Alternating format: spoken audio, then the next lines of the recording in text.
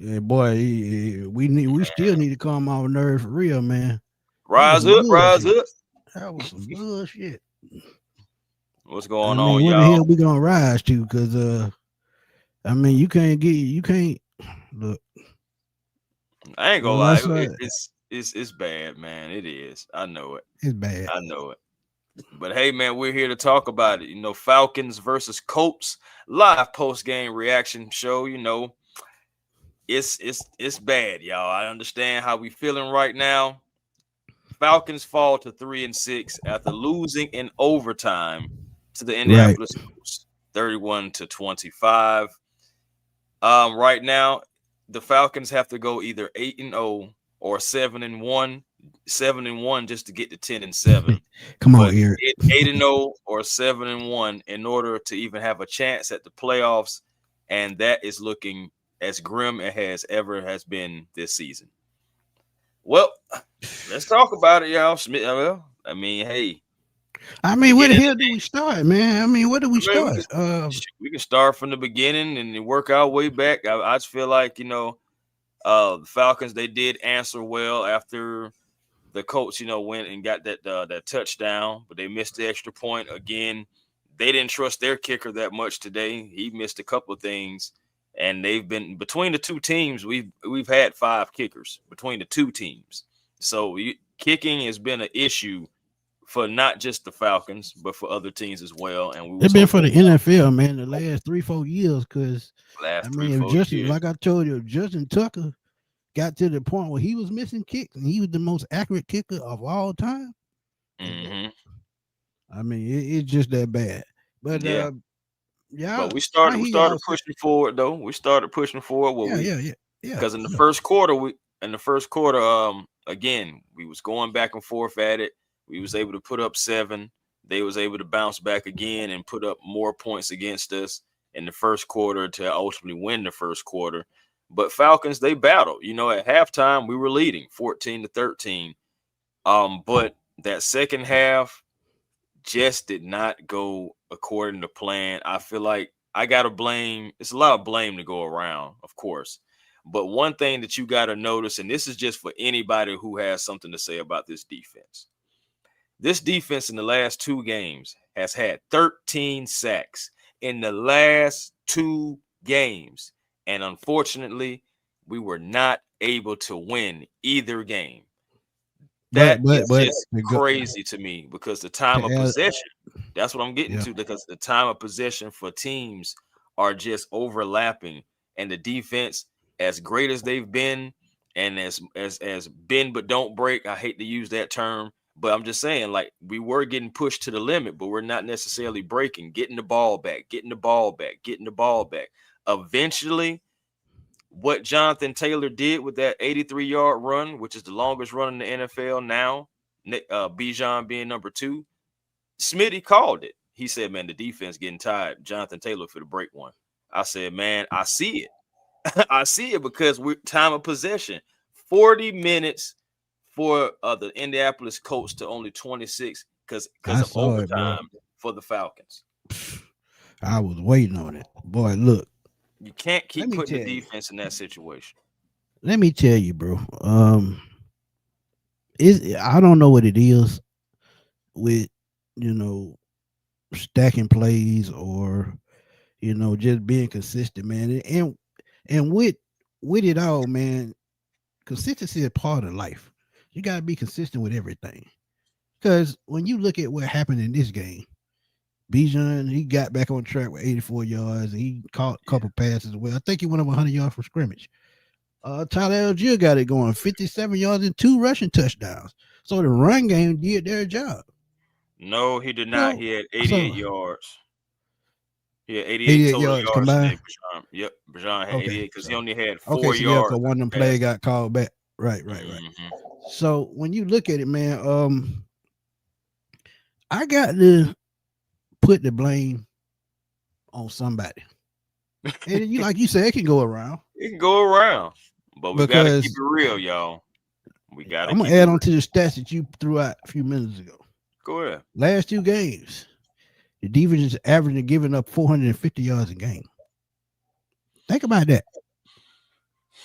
450 yards a game. The last three games, last three games, special teams has been a problem bro. all three games. Special teams has Special been a team problem all coverage, year long. kicking, yeah, All all of that. year long. I'm talking about some 3 games. All year So long. no, but I'm just saying in the three games, the last three games that we played, the special team has been horrible. And I tweeted it out. Special team coordinator, he got to be the next one to go. I don't even give a damn if goddamn Freddie the Falcon coach special teams. He got to go. Bro. And It's what pissed me off the most, he was fired once before, but you bring him back, knowing what he was able to do the first time. This seems to be a recurring thing with the Falcons. Smitty. You funny. You know that, right? You are hilarious. The man said he was brought back like we don't bring folks back. I mean, my thing is Raheem I Morris was just brought back. said it was a Jeff recurring problem, Ulbricht's right? brought back. I mean, my thing is we know But this. I'm We've not. been But talking I'm about not going. I'm look. it. Yeah, let's I'm not not. even dive into that. Let's try to stay right here in the game. Because that right there, that's gonna take us all the way off the rails. Let's go ahead. We were addressing special teams because we know they've been bad all year. But I'm sorry, y'all. Like one thing about it, I don't like to be a hypocrite. I don't like to put my foot in my mouth or anything like that. But if I'm gonna get on a guy, I can't be selective about picking and choosing who I'm getting on. Michael Penix Jr. today was awful.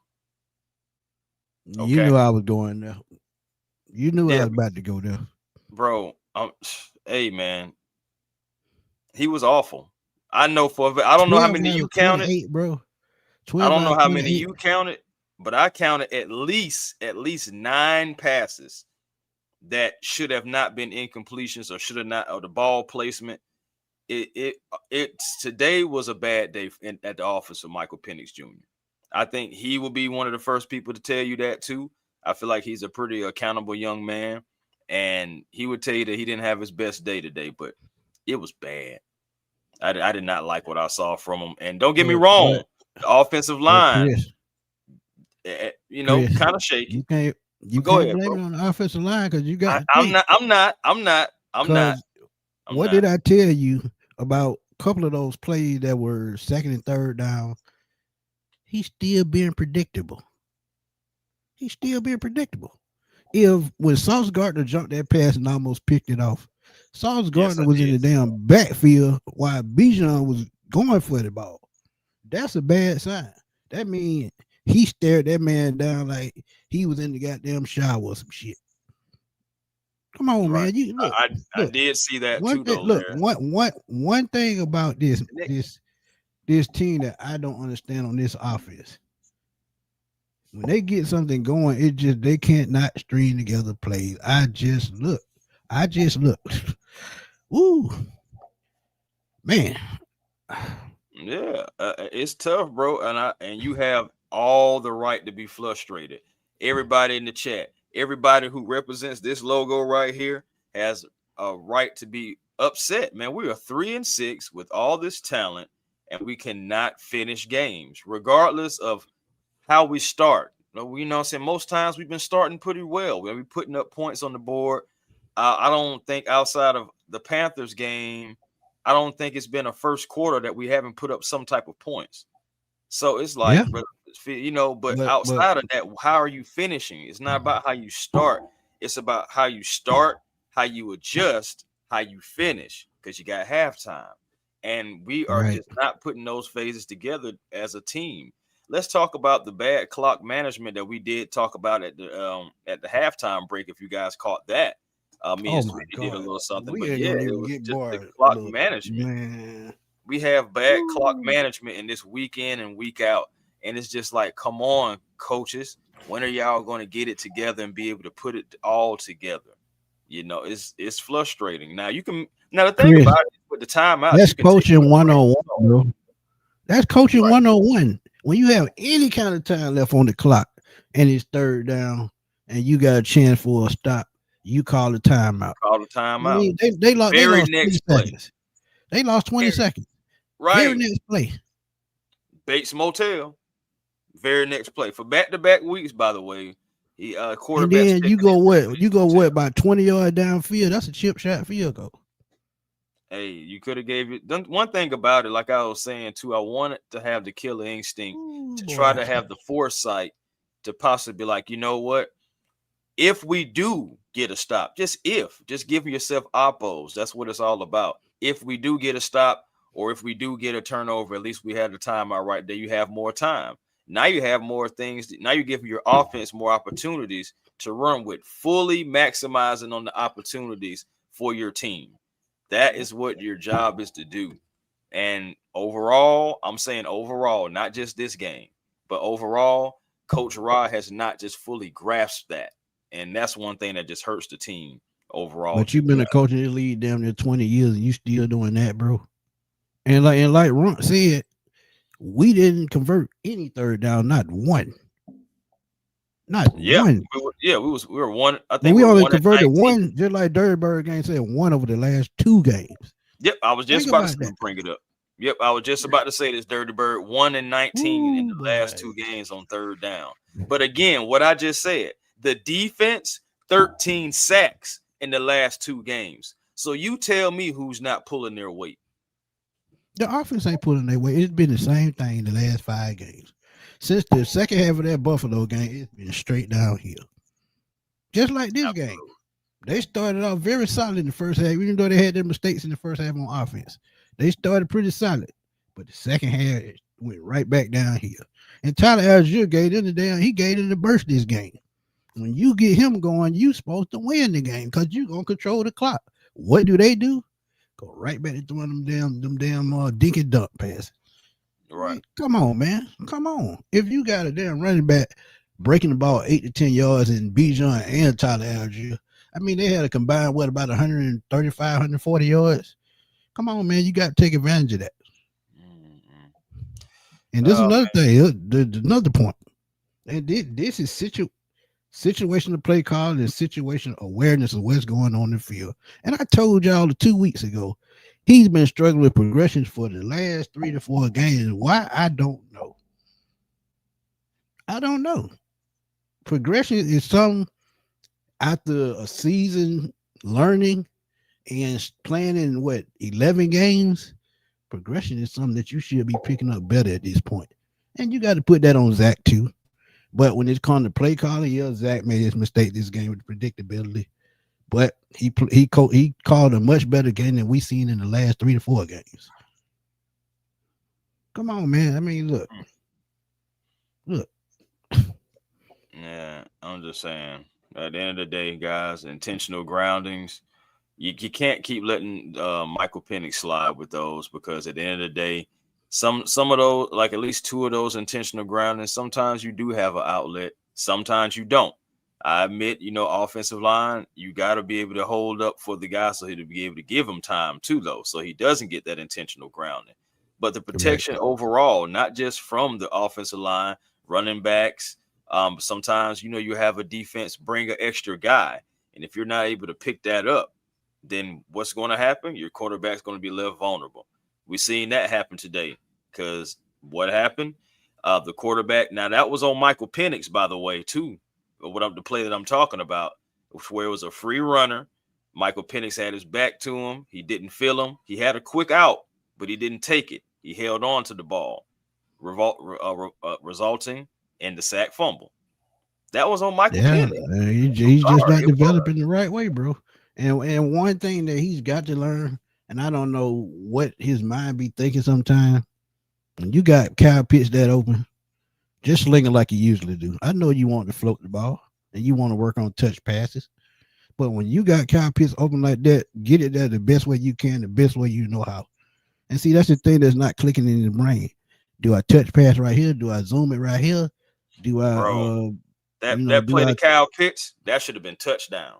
Man, that was an I was easy I six was like, points. why didn't you put that in the end zone, Mike? I said, come on, baby, you got it. I said, if he had that 10 more times, I promise you he gonna put it in the right placement. But unfortunately, we don't be able to, like on a video game, we can't, hit retry on the drill. That's live in-game action. And we can't get that back. That was a touchdown. He had him, he just underthrew it. He put the touch on it. He didn't just put enough power with the touch. So that lets you know right there He's still working on those touch passes. ADA, it was just One from underthrown, Drake. man. I mean, ain't It's a that Pitts could have done for that, man. Yeah, I ain't gonna ain't lie that to you, Pitts could have DA. That's done. not on Pitts. I'm sorry. Nah, No, no, no, no, ain't no. that Pitts could have done. Lead your receiver. We always talk about it. DA, you're a coach. We always talk about you got to lead your receiver. Anticipation in a timing offense like this.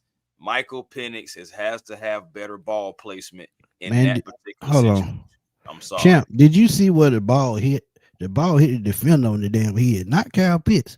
It didn't even reach Kyle Pitts' hands. No, It he's hit talking the about defender. DA's comment. I'm pretty sure Champ's talking about DA's about the Heat pitch should have jumped for it. He's Oh yeah, probably yeah, talking yeah, about yeah, yeah. how it was underthrown, Oh bro. yeah, yeah, yeah. That ball hit that man in the back of the head. Ain't no way in the world, man. Ain't no Yeah, way in the world. yeah, he was Oh, saying no, okay, he my agreed. bad, Champ. But yeah, I mean that was about the easiest throw he's had since he's been a pro. That man was wide open. He had that man by three to 4 yards at least. But he had to You want slow up.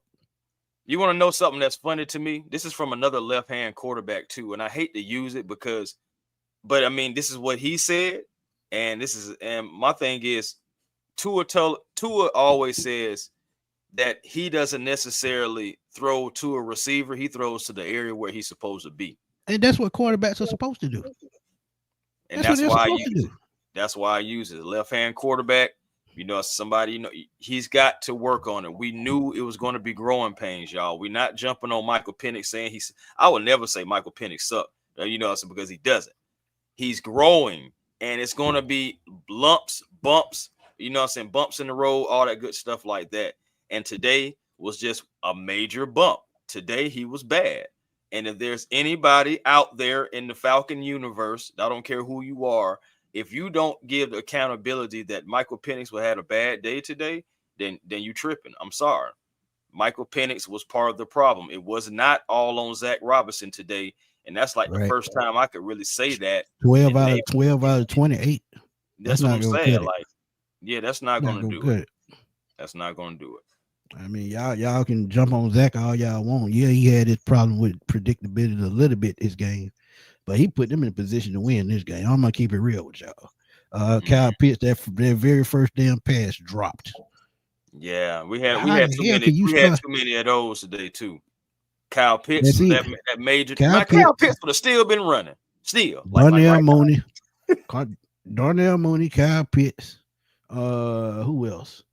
And I think Mooney dropped two passes, if I'm not mistaken. now. Yeah, So Mooney dropped two, man. The thing about it is so crazy. On the field, I'm pretty sure they're cool right now. They're pretty sure they don't hash it out, all that good stuff.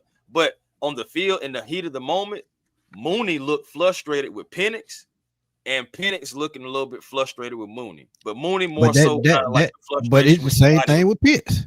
Yeah, it's the Yeah. same thing. But that's the thing. When you know what kind of talent that you have and you just can't get the simple things right, yeah, you're gonna be frustrated. And you got a right to be. If I hit how I'm playing the last couple of weeks, I hit you right in the hands and you drop the ball, and then it happens again late on in the game in the key part of the game. Oh yeah, I'm gonna be frustrated. You know, I'm back there scrambling for my life, and I'm having trouble, getting the plays. And I'm having trouble. He had just missed the pass with Pitts. So I mean, all that frustration just builds up, and that becomes inaccuracy. That becomes overthrows, underthrows. Not being able to, picture what's going on, going through progressions.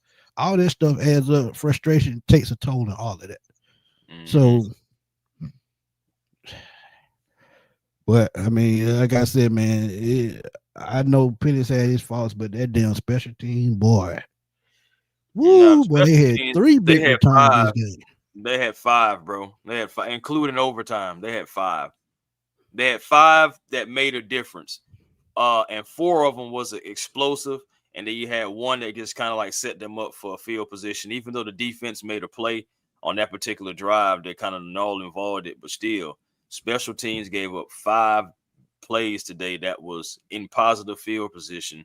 And that one in the overtime was the most backbreaking because you just seen it. It was like, all right, it's about to go downhill from here.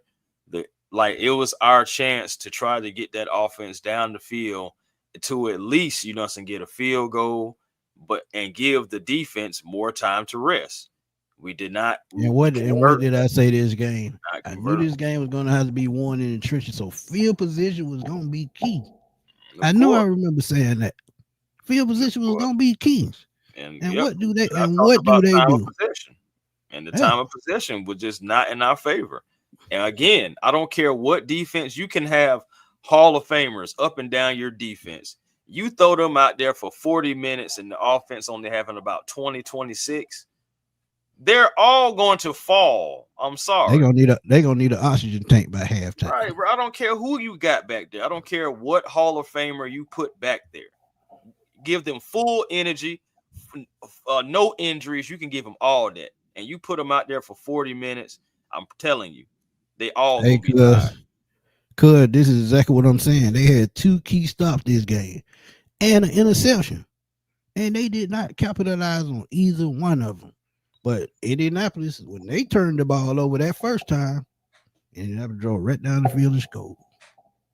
Man, So that's what I'm saying. You have to take advantage of Turner. Any kind of advantage you have in any game, you got to take advantage of. and It's it's just so that simple. frustrating because Indiana Jones turned back into Danny Dimes just like we said he would. Just all you got to do is get to that pressure and start making him get uncomfortable, rattle him a little bit. 7 sacks. We had that man with blood in his mouth. We beat Daniel Man, Jones look, up, and we man, you remember still that? can't You remember that finish. movie, The Hangover? You remember that movie, The Hangover Part One, Yeah, when he right. tore it down too fast, he That's had all one. that blood in his mouth. That's what it looked like. Yeah. They Mm-hmm. they they beat Danny Dime down, and I told y'all in the preview show that New York Giant Daniel Jones is there somewhere, and they found him. They found him, bro. He was there. He was on the field. He had his Giants helmet on. He just changed the emblem from the Giant logo to the Colts. He Crazy was thing, there. crazy thing is, he played his very last Giant game in that same stadium last Same year. stadium. He threw three interceptions that game, and they lost to the Carolina Panthers. 1 year later, he has that same type game. Yeah, he threw the ball pretty well this game, but 7 sacks, man, 7 sacks, busted lip or 7. missing tooth or whatever the hell it was. He had a busted lip. Yeah, he was. They cleaned him So up I on the mean, come on, sideline, man, but still, come that's what on, I'm man. saying. My defense. I have nothing to say to you except good deal. Rest up, ice up. You guys deserve it. Drink a beer. Hey, you guys. At the end of the day, y'all continue to give the offense more opportunities. That's all I can ask you to do. That's all. I mean, outside of stop teams, that's all I can ask you to do. Give my offense more opportunities. Offense, you did not hit Pater enough to complement what the defense was doing for you. And Yeah, that man. I goes mean, all around the offense. That's not on one guy. That's on Zach. That's mostly on Michael Penix today, just because I feel like his play was not up to par. The play calling has been what it's been all season. So I'm not gonna dive deep into that. But Michael Penix today, he just had a bad day at the office. It came at the wrong time, and but that's football. Sometimes that happens. There's nothing with it any of us can and do it about it. It's just and unfortunate. he was in that perfect range. Just that I told y'all that we told y'all he threw the ball under 30 times. Usually they win, and today they should have won. And Ben Lax, yeah, we still got hope, but you got to remember we still got to play the Seahawks, one of the top teams in the NFC. We still got to play the 40. No, not the 49ers, the Cardinals, the Rams. Still got to play the Saints twice, and them games ain't never easy, no matter what the They, record is. they So did try to blitz on that particular play. they Jalen did, Walker almost got to him. He dove yeah. at his feet, but he missed him. And after that, there was nobody He else. took off. Yeah, he It took was off. gone. And then the Yeah. next thing you know, he Yeah. running Oh all the no, way no. down. That was Dorless actually. Dorless tried to come back around and catch Daniel Jones on that last run. Yeah, And yeah, he had a little something like that. Dorless not gonna catch Daniel Jones. Daniel Jones runs a 4.5. He's not gonna catch Daniel Jones. So Nah, yeah, him, man. Walker, none Mm, of those guys, when he gets that full head of steam, because you seen it today. Walker, and by the way, shout out to Jalen Walker and James Pierce Jr. for doing the flip. They did the flip around. Remember last week it was Jalen Walker getting the strip sack, and then JPJ getting the recovery, and then it was like, all right, role reverse. You get it this time. I'm gonna yeah, we're gonna do that. So ultimately, I'm happy about my rookies, man. These guys are growing right in front of our eyes. And it was so funny, man. Like when Daniel Jones realized that JPJ was on his behind, I, just the way that it just looked, it was looked so funny. Like he was trying to take off, but it was too late because that young man had a full head of steam. And hey, the ball came out. It was almost like Vincent Van Gogh back on 13 Ghosts of Scooby Doo when he had the ha ha ha ha. He was coming to get him. Yeah, Right. man. But either way it And go, man. then, and, I'm and happy this is about this my young guys though. this is something that I had a question about too, coach's corner. When he does a rollout, why the hell does he go back to the right instead of going to his strong side in the left? And think about it, that's his blind side. If his blind side is always blocked, why the hell is he going right? I promise you, if you go at Zach Robinson, I think he may have an answer for you. No, Because he ain't got an answer for nothing. that's definitely his No. play calling. Again, like again, like I gotta give it to the entire offense, the skill players. At the end of the day, I'm saying Bijan, he can do what Bijan did. Drake, once again, over 100 yards, I'm saying touchdown.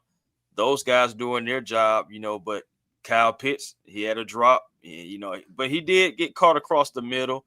I did like the fact that that happened. I want to see more of that. I don't want to see them necessarily go away from him just because he drops a Right. pass. But Darnell Mooney, come on now, you had drops last year that we was looking like if you would have caught that, you would have been 1,000-yard receiver. And now it's like, come Hey, on now, you're having a couple of drops. Now I give it. right. Michael Penix did have some bad placement on a few throws, and he missed you. Yes, but you still drop passes. So it's Too again, long. I gotta give it to the entire offense. But I'm gonna start with our field general, Michael Penix. Gotta have better days at the office than that overall. Gotta Yeah, continue to done. look at different progressions. Gotta Right. continue looking try to keep your eyes downfield, and just know that there's going to be times where you're going to have to make the smart decision and not always the safe decision. Because sometimes Right. the safe decision isn't always the smart decision. Right. Dante, I'm sorry, Twan. I did say this that they were holding a lot in this game because Oh when they yes, they broke one were of those runs, Billy Bowman got them thrown down, and all they the didn't way even down. call That's it. supposed to have been a And when penalty. I looked at James Pierce on one of those outside runs by Daniel Jones, he was held. He had his hand all up under the man pad like that. Yep, And they didn't even call it. yep. And That, that's a that clear happened. holding. That happened to Zach Harrison too. Shout out to Zach Harrison too, getting another sack as well. But man, But shout out this is to what I was going to speak on right quick, Chris. Dante, um, I respect your opinion, but it's going to take that trade 2 to 3 years to pay off. It might not look good, and it's still looking good right now with James Pierce. It's looking good right now, but it's going to take 2 to 3 years for that trade to pay off. Why? Because he still got to grow in this league. He's got to probably put on a little bit more weight, and he's probably got to. We got probably got to get a better offensive coordinator to keep the balance in the offense and the defense. He's been on the Mhm. field way too much. So he's and, been tired a lot. You saw it at the end of the game. He was the last person that they showed when the game went off. He was tired as hell. and my thing is about this too. James Pierce Jr., if he was to come out this year, if he just would have stayed, he would have been a first round pick this year. So we probably would have drafted him anyway. Especially right now being 3-6, we probably would have drafted him anyway. So just take that with a grain of salt, because there's not going to be a lot of guys, if any, that's going to be better on paper, projected wise, than James Pierce Jr. Right, I right, ain't gonna lie to you. It's not a lot of guys right, that's really just standing out in college right now, for real. right. And in the position I think that's going to dominate next year is probably going to be defensive back and wide receiver, and those skill positions. And first round, I don't see it. Ski, let me be honest with you, man. We blame Raheem before we blame anybody. You know what I'm talking That's the about? first name comes out of our I mouth. think we're just tired of putting it on him so much. I don't know Cause how you long got you dig deeper following. into it. That's why. Yeah, it's He's the just, root of the problem. of But course. if he's not implementing what he's supposed to implement in these position rooms, these are the type results that you're gonna get. It Inconsistent. started with him. It started with him. Started last year with Jimmy Lake, him hiring Jimmy Lake, him hiring Zach Robinson, Exactly. him coming in with Exactly. two rookies instead of coming in with experience. That's on him. All the coaches that were hired for this team, that's on him. You know what I'm saying? This dysfunction in the locker room, if any. Players feeling some type of way because you letting other coaches go. That's on him. So I mean, it's a lot of things that's on coach. Anything that happens with anything that happened with Jimmy Lake last year was on Raheem. Anything happening with the OC this year is on Raheem. It's just Yeah. we break it down to the point to where like, okay, Zach, you're doing this, you're doing that, or not doing this, or not doing that. But at the end of the day, we know it's all coming back to Raheem. He made the hires. Raheem hired all his coaches, all of them. So that's on him. Yeah. Yep. And boom. I said that in the preview too.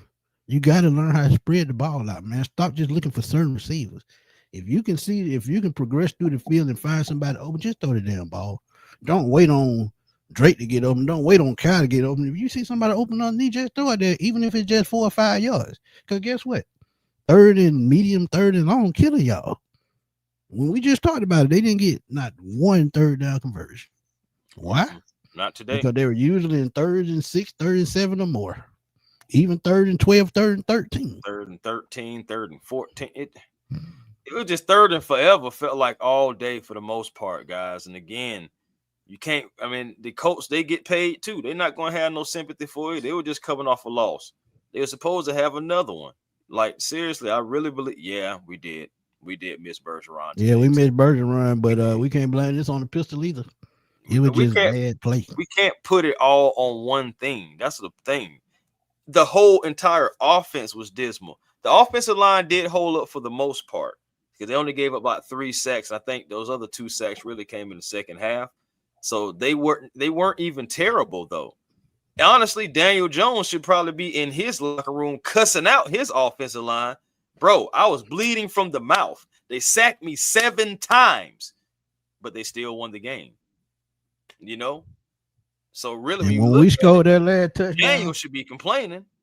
When we scored that last touchdown, I text my boy H.O. I said, I don't trust it till the clock hit 0. I said that. And we only had like a minute and something left, about a minute and 40 seconds. That's okay, let me ask you a question. Am I crazy?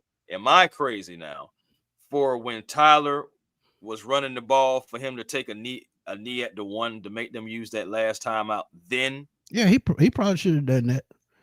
I mean, I know it wasn't going to happen. You're not finna do that. And I get it. But look, you got to think too how he was thinking. The defense was playing out of their mind. I mean, if I score right now, I know the defense can stop him one more time. Yeah, we got 7 sacks.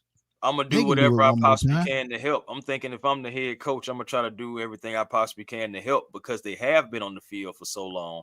What little nuances, what little wrinkle can I add to possibly help? I wanted to take some more ticks off that clock before I wanted them to use it. Think of I get why you feeling like that. I get it. Trust me, I get it. But with the way this offense has been playing, being inconsistent, can you just trust that? I mean, but I can't trust my special teams either. So, I mean, what choice do you have? You got to score when you can. Man, I would have down that ball at the 1 yard line, made them take that last time out. You still would have had 2 more downs, and I would have and Bijan wouldn't have seen the field. It'd have been Tyler. The way he was running, he probably would have still scored. That's what I'm saying. The ball down there, that whole drive. I'm sorry. I'm not a head coach, never been qualified, don't ever want to be a coach. But I'm just thinking if I put myself in that situation, because again, that's what I be talking about when it comes with Raheem the most. I can't stand his situational play calling. His situational decisions and what he has, his play calling. But see, that's the thing. It's a double-edged sword. Damn if you do, damn if you don't. Because what if they don't score right there? But look, what if they don't score right there? And you know how Ryan, you know how Zach Robinson did. We got the ball on the 1 yard line. That motherfucker the shot running the ball. Zach, if you do anything outside of running this ball, you're fired and you can stay in Berlin. I would have told him that. I don't care. Yeah, but that's why I'm not a head coach because I don't mind, cutting off my nose, spike my face. I don't mind chopping off my finger to save my hand. So it's just like, but that's me and my personality. I can't speak for others and theirs, you know what I'm saying? And then at the same time, that's his guy. It's just like Smitty. If you were my offensive coordinator, yes, I would give you more leeway. But yeah, I ain't gonna lie, I have to get up in you. I have to get into you. You can't give Zach Robinson no leeway, man. Look, you already done gave him too much leeway. That's why he's so inept right now. But like I Right. said, you got to just take the points when you can because look, if you don't score right there, then we having a totally different conversation. They run the You clock got out, two game more over. downs. You got two more downs. They have no timeouts. No, I mean that sound all sweet, but boy, that boy Zach Robinson, boy, he couldn't even make a call to Papa John right now. I'm telling you, because look, That's sad that we're talking about that because down in that the one you trying to tell me that this man was going to call something that possibly be a look at me type play to really we keep talking us about out of the Zach end zone. Robinson. We That's talking about Zach crazy. Robinson. We That's talking about Zach Robinson. so fire him. So what are we talking about then? Because Even you though, mean to look, tell me even we though, can't get and 1 look, yard? even though Drake had 3 touchdowns last week, I still don't trust him. Right. Okay. But hey, I still don't again, trust him. I'm just throwing it out there. I'm not saying that it was the good decision, bad decision. I'm not saying anything like that. Yeah, but Honestly, I get where you it all coming from worked with out. it. Like Yeah, I said, it was a I'm just double edged asking the sword. question. I'm just Yeah, it was a asking the double edged question. That's sword. all I want Yeah, to do. look. Hey, look, Champ, this is exactly what I'm talking about. Look at me type plays. The same thing we talked about with Arthur Smith. Yes. Shotgun on the 1 yard line, and Desmond Ritter can't even damn Yes. throw a damn out route. And then those swing play, not swing plays, end around plays, and on the 1 yard Jesus. line and stuff. And that's crazy. Yeah, we have been through a lot. I'm sorry, Dirty Birds. see, see what I mean? We See have what I been through a mean? lot. You I'm look, sorry now. you don't score right there, they might not even damn score because we know Zach Rice will find a way Bro, to ain't fuck it no up. way, bro. Bro, when we was running the ball, I said, bro, I wouldn't pass the ball no more. And I'm glad that he didn't pass the ball. We did continue to run and got into the end zone. But my gosh, bro. Man, we're gonna let y'all in talk right quick, man. We don't Hey, talk too that's a damn good well. So point. The Hawks beat the Lakers yeah, it's with coaching. five starters. It's Detroit wasn't there coaching. either. Well, It's excuse me. No, he's coaching. right. 4 starters, and Nikhil Alexander Walker was out too. And we blew out the guys 122 to 102. And look, it was those were our G League players. It's a Think about developmental. that. I mean, we still Yeah, had Dyson. three of them were G League players last year. Think about Yeah, that. Moji. No, it's Shout out to coaching, man. Moji, man. Cool It's coaching. Moji. But It's coaching, man. Boom, what's up, Da man? Da, you What's on the going way? on? You on the way Can y'all to hear go me? meet Zach Robinson? Can y'all hear me? Yeah, I was wondering if you were driving on the way to go get Zach Robinson. Hold on, let me come out and come back in. It likes a lot of static. I'm gonna come out and come back in real quick. Okay, all right, bet. Yeah, I want to know if Yeah, DA is on the way to driving to go get Zach Robinson or not. Let me know. he ain't got that dough. Man, hey, at the end of the day, guys. Oh God, man, this is for the first time in such a long time. My stomach was in knots today watching this game. Bruh, Like I I ain't don't look. like that's Chris, it's been. I haven't had knots in my stomach since the Super Bowl game. I ain't lying. I Chris, promise you, not one knot in my stomach since 28-3. man. Look, And today like I did it. told you, I told Ho, man, till the clock hit zero. That's my mentality now. That's my mentality now. Where the hell Mm, Boom at? Boom, come on he back should be. in. Now he had popped in, but he popped back out again. So I'm guessing he's still trying to work it out. Yeah, let's see what See if we got him he now. got it together. Boom, you there? Can you hear us? Yeah, I can hear you. I think it's something going on my end, man. But as long as y'all can hear me fine, man. I'm gonna Yeah. say this, man. You know, the fact of the matter that they 3-6, man. That's who they are. We all understand what it is. Now we lost the game today, man. We got to move forward. But man, like you talked about earlier, Smitty, man, special teams, man. Looking at those guys, man, blocking was terrible, man, in terms of the return game. And you know, and like I said, there's a lot of inconsistency, man. But I'm gonna be honest with you. I went back, I recorded the game, right? And the ball Mm-hmm. was underthrown to Kyle Pitts, man. But you know, as football coaches, man, any coach I played tight end in college. And anytime we see a ball underthrown, and just going back and looking at that clip, I think, man, if it would have been any other tight end, they probably would have pumped the brakes and came back and tried to go up and get it. Now, y'all right, it was That's a underthrown, fact. so that was my mistake. But me first, I think Drake London turn around and break back to that ball, make a play on it. But that's neither here nor there. Penix did have a terrible game today. Like I said, outside of Drake London, man, ain't a lot of consistency, you know, with the receivers. You don't know which Mooney going to show up what week, you know, and I'm not going to take away from Kyle Pitts. He did have a drop, but Kyle Pitts has shown some decent flashes this year, man. You know, some growth, right? Agreed. But Agreed. the defense, man, had another great day, 7 sacks. But there's still some issues with them, in my opinion, man. You know, tackling, man. You know, I think we have to be in the top 5 worst teams in terms of we may wrap a guy up behind the line of scrimmage, and his yards out the contact. We got to be giving up 5 yards out the contact. Gotta be, right? Yeah. Also, pursuit, man. Pursuing to the football, man. They are horrible in pursuit. And also, I didn't like the fact that Ulbrich didn't adjust to Daniel Jones running, man. I get back a guy that can be a spy, one of those hybrid type players. I just feel like they didn't. Yeah, they didn't that's what he was utilize- doing with Jalen Walker today. That was he was doing with Jalen Walker today. But I mean, with Diablo out, that takes a toll, man. Because that means that Jalen Walker gonna be out doing 2 jobs. He gonna spy on one, and he gonna rush on the other. So, I mean, it's a lose-lose situation. And you got J.D. Bertrand still trying to make tackles, man, running with their head back like this. So, listen, man. The fact of the matter is now, like you said, they do got a couple tough games. They still got the Seahawks. They got a hot Rams team, a Cardinals team that, you know, every time we play the Cardinals, I mean, hey, it's like when you play the Atlanta Falcons. We won in Arizona since 1980. Exactly, man. And that includes the playoffs, too. So, right. And the fact of the matter is, man, Michael Penix had a horrible day. And I would like to see one of these other receivers step up and show some type of consistency. Because I'm going to be honest, Michael Penix needs all the help he can get right now.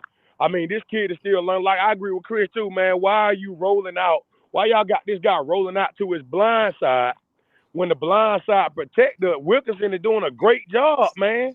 You know, and the thing is, Algier, I mean, they didn't want to tackle that guy today. We stopped giving Algier the ball. And another thing, the interior of our D-line is getting much better in terms of rushing the passer because I think they made a 360 this year in that aspect. But, man, to give up 220 yards, man, shit, what we going to do about that interior, 300 man? yards. We're giving up a lot of 300 yards. 300 yards. 300 yards. Yeah. 300 yards rushing in Berlin. Bottom 5. Hey, man, no offense, nobody. It's almost like Adolf Hitler brought us over there and put our ass in a Nazi camp again. 3.7 yards. 3.7 yards after the catch we give up. Yeah. And it looks like it's not quite 5, but it is right there at 4. Damn near. As far as yards. About 4.2. About 4.2, 4.3, somewhere in there. Yeah. But but on a positive note, and I know other folks 3.9 and 3.7. Gotcha. But on a positive note, man, you know, I think the team has really fought the last 2 weeks. They look like an NFL team the last 2 weeks. So I got to give those guys credit on that. The fact of the matter is just seeing these guys lose another game like that, man. And like Smitty said, man, when they scored that touchdown, right? And I saw Raheem was trying to burn some clock before they scored. But when they scored that touchdown, man, like Smitty said, it was a minute, 42 left? It was, no, it probably like maybe a little bit less. But, man, hey, and the fact of the matter is Penix got another intentional grounding call today. You know, he has to learn when to take a sack, man. You know, we can't be giving up all those yards, making longer punts, man. So, yeah, and last thing, last but not least, you go back to that first half, time management once again, right? Right before the half, the play before Jesse Bates caught the interception, the Falcons got a big sack. They should have called timeout before that play was picked. Bates caught the pick, which would have probably put them near midfield on the turnover, with maybe 40 seconds left to go. So, yeah, I mean that's what I'm saying, man. It just simple coaching mistake. It just can't stay out his own way, man. They just can't stay out their own way. Point blank. Yeah. Period. But man, the question is, what Arthur Blank gonna do, man? Somebody got to pay for this one, man. Oh no, he ain't going nowhere. Trust me. Yeah. I mean, he ain't going. One of them assistants might get fired. Out the door, man. Yeah, but he ain't going nowhere. Ain't going nowhere. But we got people in the back. We got the playoffs Friday, man. So I just wanted to come in and holler for a minute, man. Appreciate you. When you get to the stadium, Mercedes-Benz Stadium, man, I got free tickets. I know. Oh, you know I got you. Mm-hmm. You too, Chris. Hey, Chris. Hey, tell the whole Fox crew to coming out, man. Hey, man, I will pull up. I promise. Got you. Yeah, we'll be there, man. We'll be there. Hey, Pom-Poms we and got all. a good chance, man. We got North Hall Friday night though. I hate when y'all be right about my Falcons. 4.9 yards opposing Yeah, yards per I carry. knew it was damn near 5. I Yeah, knew it. yeah. I'm gonna holler at you guys, Appreciate you, man. Bone. No doubt. Yeah, but that's yards per carry. You know what I'm saying? Like yards after contact, that's still 3.9. That's still too much. Heck yeah, Shit, I'm Jonathan like, Taylor probably had about 6 today. Especially after that damn long oh, ass run. after today, After it's that, definitely gonna shoot up. Shoot, man, look, ain't no JP, talk to us right quick. You on mute.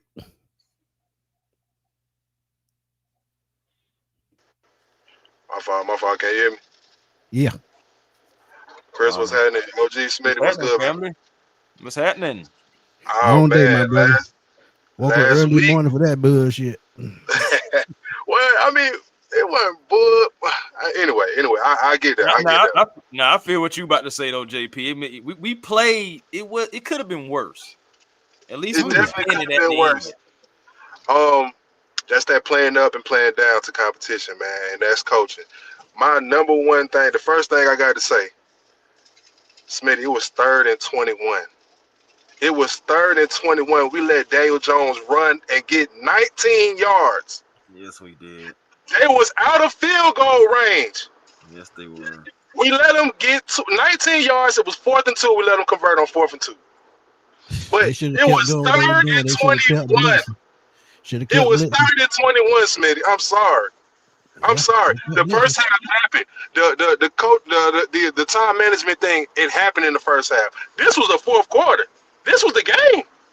3rd and 21. They out of field goal range. They got to kick 3 to win. They got to kick 3 to tie.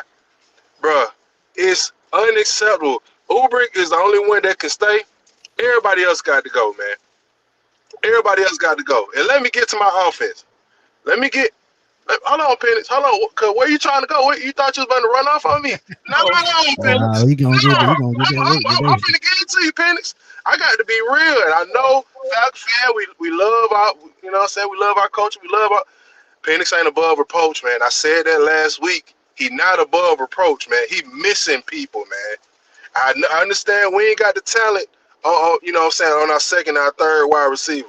But, man, you put the ball on them, you know, and not on their feet and not above their head, man. I mean, you missed a whole bunch of passes today, big dog. A whole bunch. And I ain't looking at no play calling right now, to be honest, man, because the game was tied, man. The game was tied. We had a whole bunch of empty possessions. I get it. We could have ran more. I get it. But at the end of the day, man, it comes down to them 2 and 3 plays, man. Them 2 or 3 plays. 3rd and 21. 3rd and 21. yeah. You let J.D. Bertrand guard Waller. You know that ball was not going to nobody else but Waller. Waller or JT. That's it. That's all you had to do. You killed another great game by the defense. Another great game. I don't care what they gave up. They played a great game, man. Hey, And 30 really, minutes on Smith, the field. Chris, what do it come down to? Cause like, That's crazy. I cause, just don't cause get it.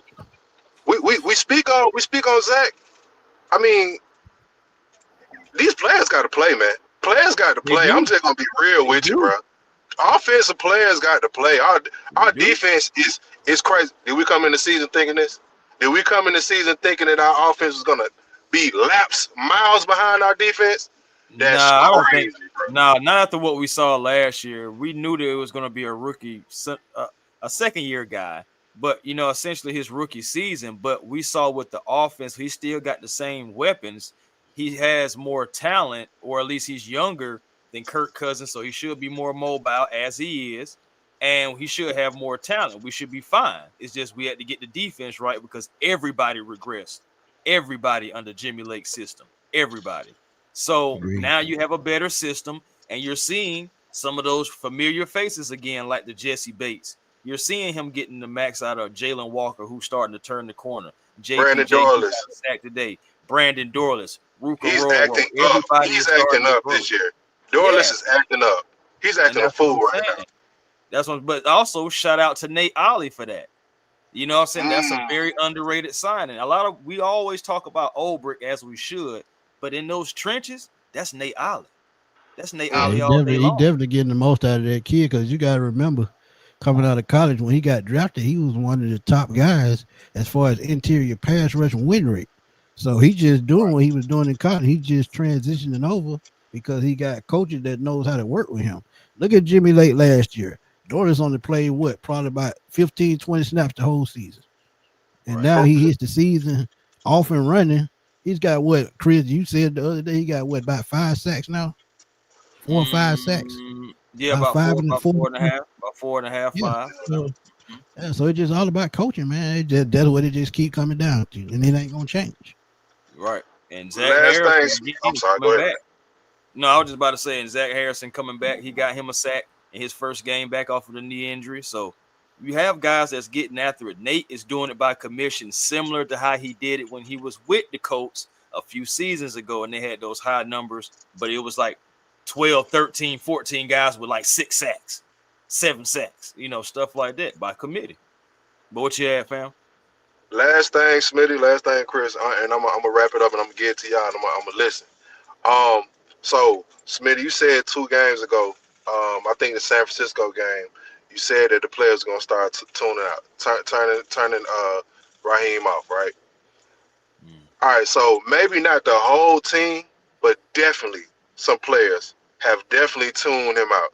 My boy Mooney done tuned him out, man. Mooney this whole year, and it's not about the catches and non-catches. It's about the effort, man. Mooney's effort is trash, bro. It's the same thing I used to say about Kyle Pitts, but at least I'm seeing Kyle Pitts give effort now. I can't say that Yeah. about Kyle right now. Mooney is acting a dog donkey right now, a fool. Yeah. Do you think because the way the team fought, I think the team may not have turned off. The leadership of our team may not have turned off. The Bijans, the Drakes, the Penixes. Okay, cool, we got them. But the ancillary pieces, you know what I'm saying? The others, The I think others. they turned off, man. How do you think that they turned off? You think the voice of Raheem is done here? Yeah, I said last week. After they lost, no, I said after they lost the Dolphins game that he lost the locker room because I'm looking back at last year when they lost their game to the Saints after they lost 7 straight. And you go down to New Orleans and look like trash against a team like that, and then you lose to a 1-16 this year. It's the same Bro. situation, man. And you Bro, just can't keep letting. bro, And some of bro. those players were It's there not last just year. that. It's not just the 1-6. We can't let them off. Bro, we lost to an 0-2 Panthers that catapulted their season, who are ahead of us, by the way, who we see next week. You don't Right. think they want to come in here and put the final nail in our coffin for the season? That's what we need to be worried about. What the Carolina Panthers are going to try to But come in here and they got to worry about Saints right now because they losing to the Saints. But we'll talk about that later. at, Go ahead. Smitty, at the end because of the day, they can lose today. They still going to be ahead of us tomorrow. Yeah. Smitty, I went to church. I ain't even. I might have had the updates on my phone, but I was trying. I was like, Lord, I'm gonna do this for you, Lord. I had to bring divine intervention into play, man. And the Lord can't even get these Falcons to fly. He can't even get them to fly right now, man. It's because Raheem got to go, man. Dang, I'm sorry to say it. Raheem got to go, man. Any given I'm out. Sunday. Let me tell you something about that though, man. My grandparents used to always say, "What ain't right ain't gonna fly." And when they didn't make the right hire, it wasn't gonna fly. Just that Right. simple. So But I yeah, mean man. that look, it's their fault. And Right. McKay said it last week. Terry didn't have no say so on Raheem hiring. That was all Arthur Blank and Rich McKay and Beatles. Smitty, That was does all them. Terry stay? Does Terry stay? That's my last question. Does Terry stay? I'm, That's hard to I'm that's hard to Yeah, answer, right? yeah. He might be a casual war, but if they Man, do that's fire tough. him, they stupid. They stupid Man, because that's tough, man. what It he's is. done to clean up the mess that they made in the front office, that alone should give him another contract. And you look at the team he's put together. He's been Yeah, out man. scouting himself. Most of the time when they saw scouts at these pro days and things like that for the Falcons, he was front and center. That's the picture they always showed. So Right. if they smart, they will find a way to keep him and let him do his job and hire the coach that he wants. That's the second time that they done that to him. First Mm-hmm. time it was Arthur Smith. Second time it was Raheem Morris. So Man, now 2 strikes. You got to let Terry do his thing. And now, if he hired the wrong coach, that's on him. But I feel like if he do that, I feel like he won't, because he is the one that actually hired Sean Payton in New Orleans. Think about that. Right. Think about it. So, and it's funny that I just say that because I said that last year, well, 2 years ago, before Raheem got here. I said if it was a Terry, he probably would go try to get Sean Payton, even though it's a rivalry team's head coach. He would have tried it. He would have tried it. we would have He loved would have that. tried it. We would have He would have loved tried that. it. We would have enjoyed that. Oh yeah, I'm out just of rub those, it in their Smitty, man. face. I'm out Appreciate of you. those, Yeah, Smitty. yeah, Y'all it's boy be good. safe, Have a man. safe drive, man. All right. All You right, know, man. fam. Be safe now. Yeah, Yeah, getting man. full. That bullshit, man. I check in with my boy right quick. Dirty Bird, talk to me right quick. What's going on, fellas? How y'all doing? Can you hear me all right? Hey man, you got to put some spirit in your voice, man. We already down enough. Hey, man. Yeah. Hey, you know me. I'm a have some spirit right now. I'll give y'all a little bit of spirit. Offense today, like I said, they got back. They got back to the bread and butter. They ran the football really well. My key thing is in certain situations, just like with that strip sack fumble by James Pierce and Jalen Walker in that interception, right? You know, we don't get points off of those. And to me, that's where Zach Robinson, like you said, Zach Robinson really ain't have a bad game, but just in those certain situations, he always seems to go away from footwork. You know, the running game is going strong, but I was seeing a lot of second down pass plays and a lot, which forced us in the third and long. You know what I'm Right. saying? Eventually, you got to be able to stick to what works, and which in the running game was working for us. You know, so we don't win points. You know, we got to capitalize on that situation. 17 and 13 got the ball back. We should have ran away with that game. We should have Yeah. ran away with that game. With the offense only being on the field 28 minutes, that should have been an extra 7 to 8 minutes. Oh, no. It was 26. We don't give us extra minutes. Okay. Hey, 26. 8, 9 minutes. So the extra 8 to 10 minutes on that clock, if you would just, got that ball back, even field goal, you leave a point. Raheem Morris, biggest issue. That's it. I call him timeout. That's the momentum right there. That would have been 45 seconds. You had 20 seconds before you come with 0 points. That ain't happen. But shout out to the defense today. So sad for the 13 in the last 2 games. And Jalen Locke and James Pierce and like I told y'all that we had to get better. It was all for me. Like I said, it was John.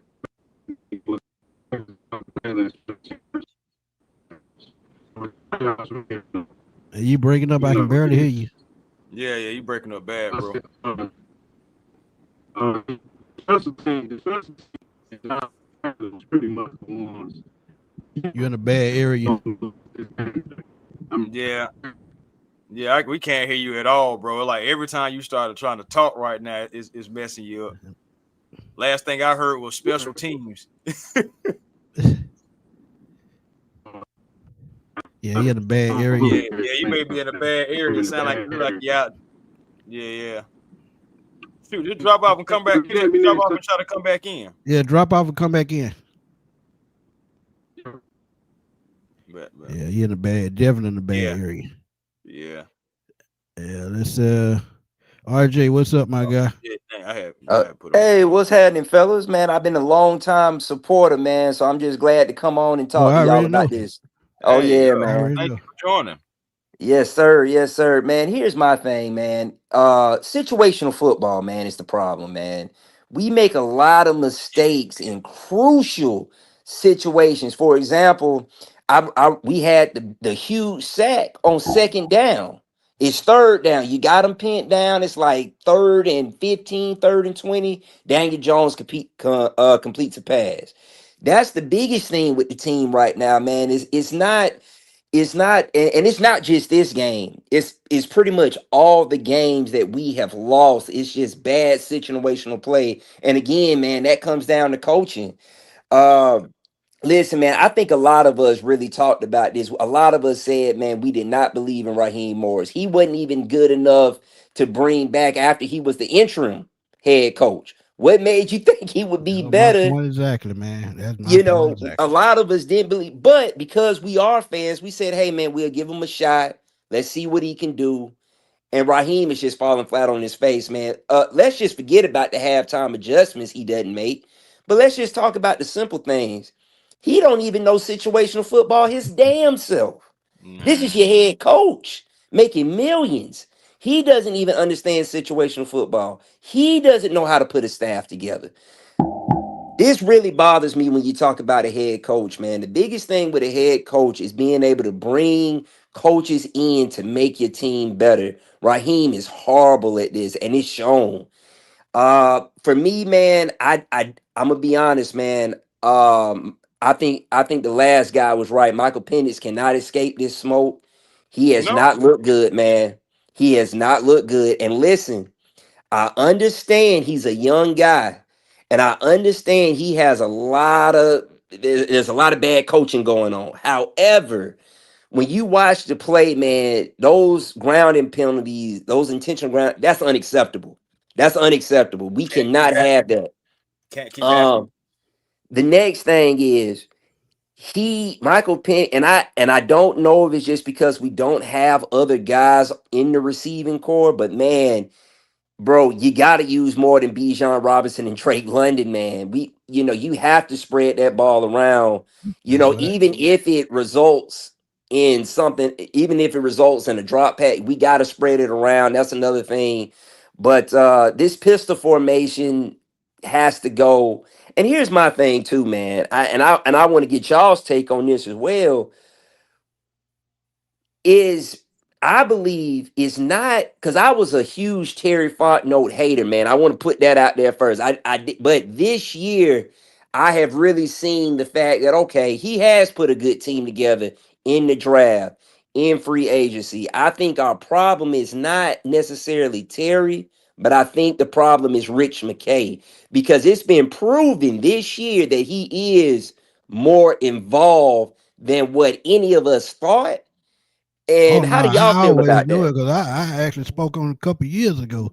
I put Mhm. out a whole video and I said behind the scenes, he was yeah, the one pulling the string. And the thing that makes me mad is you let Thomas Dimitrov destroy this team before he leave, but you get a Mhm. new GM that does a better job, but you don't give him none of this same pull that you gave TD. That's the part that Exactly. pisses me off. So, PTSD. woo, Yeah, cuz boy. I'm telling you, man, the slap in the face, like if I was Terry, I'm gonna be honest, man, I wouldn't want to re-sign with you all. First of all, you made me look crazy when y'all hired Raheem Morris and you had Rich McKay and Arthur Blank doing the presser. And we were all sitting, because I watched the show, and we were all sitting like, why is Terry not out there? Introducing the head coach. We were all sitting out there and we were all saying, why is Terry not out there? And I think that's when you had brought up it was Hey, one I of those said it. things we I don't said it. think That was the problem. he doesn't That was have the any problem. pull, man. And that's concerning for me, man. You hire football people, let football people make the decisions, man. That's all Yeah, I got. What? yeah, Wait a minute. yeah, RJ. I said it, man. I said it. And who's your team, sir? That's what I'm trying to figure out. Not gonna lie, I've been watching y'all We since play week y'all, two. but y'all so much talent. But the only good coach is all brick. This will be another year out of the playoffs for all y'all coaching this trash. I mean, I'm not gonna argue with that. I'm not gonna I'm argue with not that. Hey, arguing with it. I just want to know who his team is. Yeah, I want to know that too. But Said been watching us since yeah, week two but because we but play but y'all. I've been saying that for God knows how long. That is a bad sign when the owner and the GM, the owner, the president, and the CEO out there with GM nowhere in sight. That right. tells the whole story right there. So if Hmm. they doing that right there, that lets me know they in control. This is why Bill Belichick is not here. This is why Mike Vrabel is not here. Jim Harbaugh and these guys because they want to get their input on the team that they're putting on the field. When you should just let your head coach and GM do the job. That's right. Just that simple. This is the way it works. This is Hmm. the way it works. But Gotcha.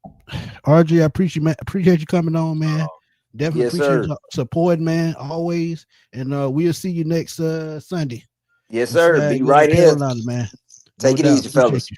Yes, No doubt. sir. Easy. Oh, okay. He's a Seahawks fan. All right. Well, Yeah. he got a right to brag then because he got the coach that I wanted. Yeah. So shout out to shout out to him, man. Shout out to him. Let's see. C, what's good, man? Talk to me. Big C, you there? Big C, you there? Oh yeah. My bad. What's going on, man? What's going on, C? Man, hey man, let me say this, man. First of all, that was a fumble. The game should have been over. When dude fumbled the ball. Right, Tyler Warren, right? Yeah. That was a fumble. And I know everybody beating down Michael Penix right now, but let me say this. The man, he a rookie. When that man hit Darnell Mooney right in his hand and he dropped that damn ball, ain't no excuse for that. He ain't look. Big C, he not using that excuse no more. He had No. Listen all what I'm last saying season now. to learn. He played 3 games and he had the whole all season to learn with Zach Robinson. He did. Did you see what Zach Robinson got? Look at what he's been doing the last 3 to 4 games, how many mistakes he's been making, mental mistakes. That's on him. And I keep telling y'all his mechanics, Trinity, he tells y'all this too, but I've been saying it as well. He doesn't. Did y'all see him yelling at Zach Robinson today? Say that yes, again? I did see that. Him yelling at Zach Robinson. I don't think he's feeling at Zach Robinson offense. I seen him yelling and cussing at him today. It's not tailored to him. It's tailored to the coordinator. The coordinator can take that and copy and paste it with any quarterback. It has no personality. It has no customization. Right. No creativity. Right. But I'm gonna say this now. I still blame Darnell Mooney. He should have caught that ball. I don't care what nobody say now. They hit it right in your hand. Yeah, he should have caught that. Something going on with Darnell mentally, man. He just not checking in. I mean, he getting a paycheck, but he's not checking in. He's not clocking in. I don't know what's going on. Oh, this season over with. I said that a long time ago. I said, this season over with. Might well get ready for next year.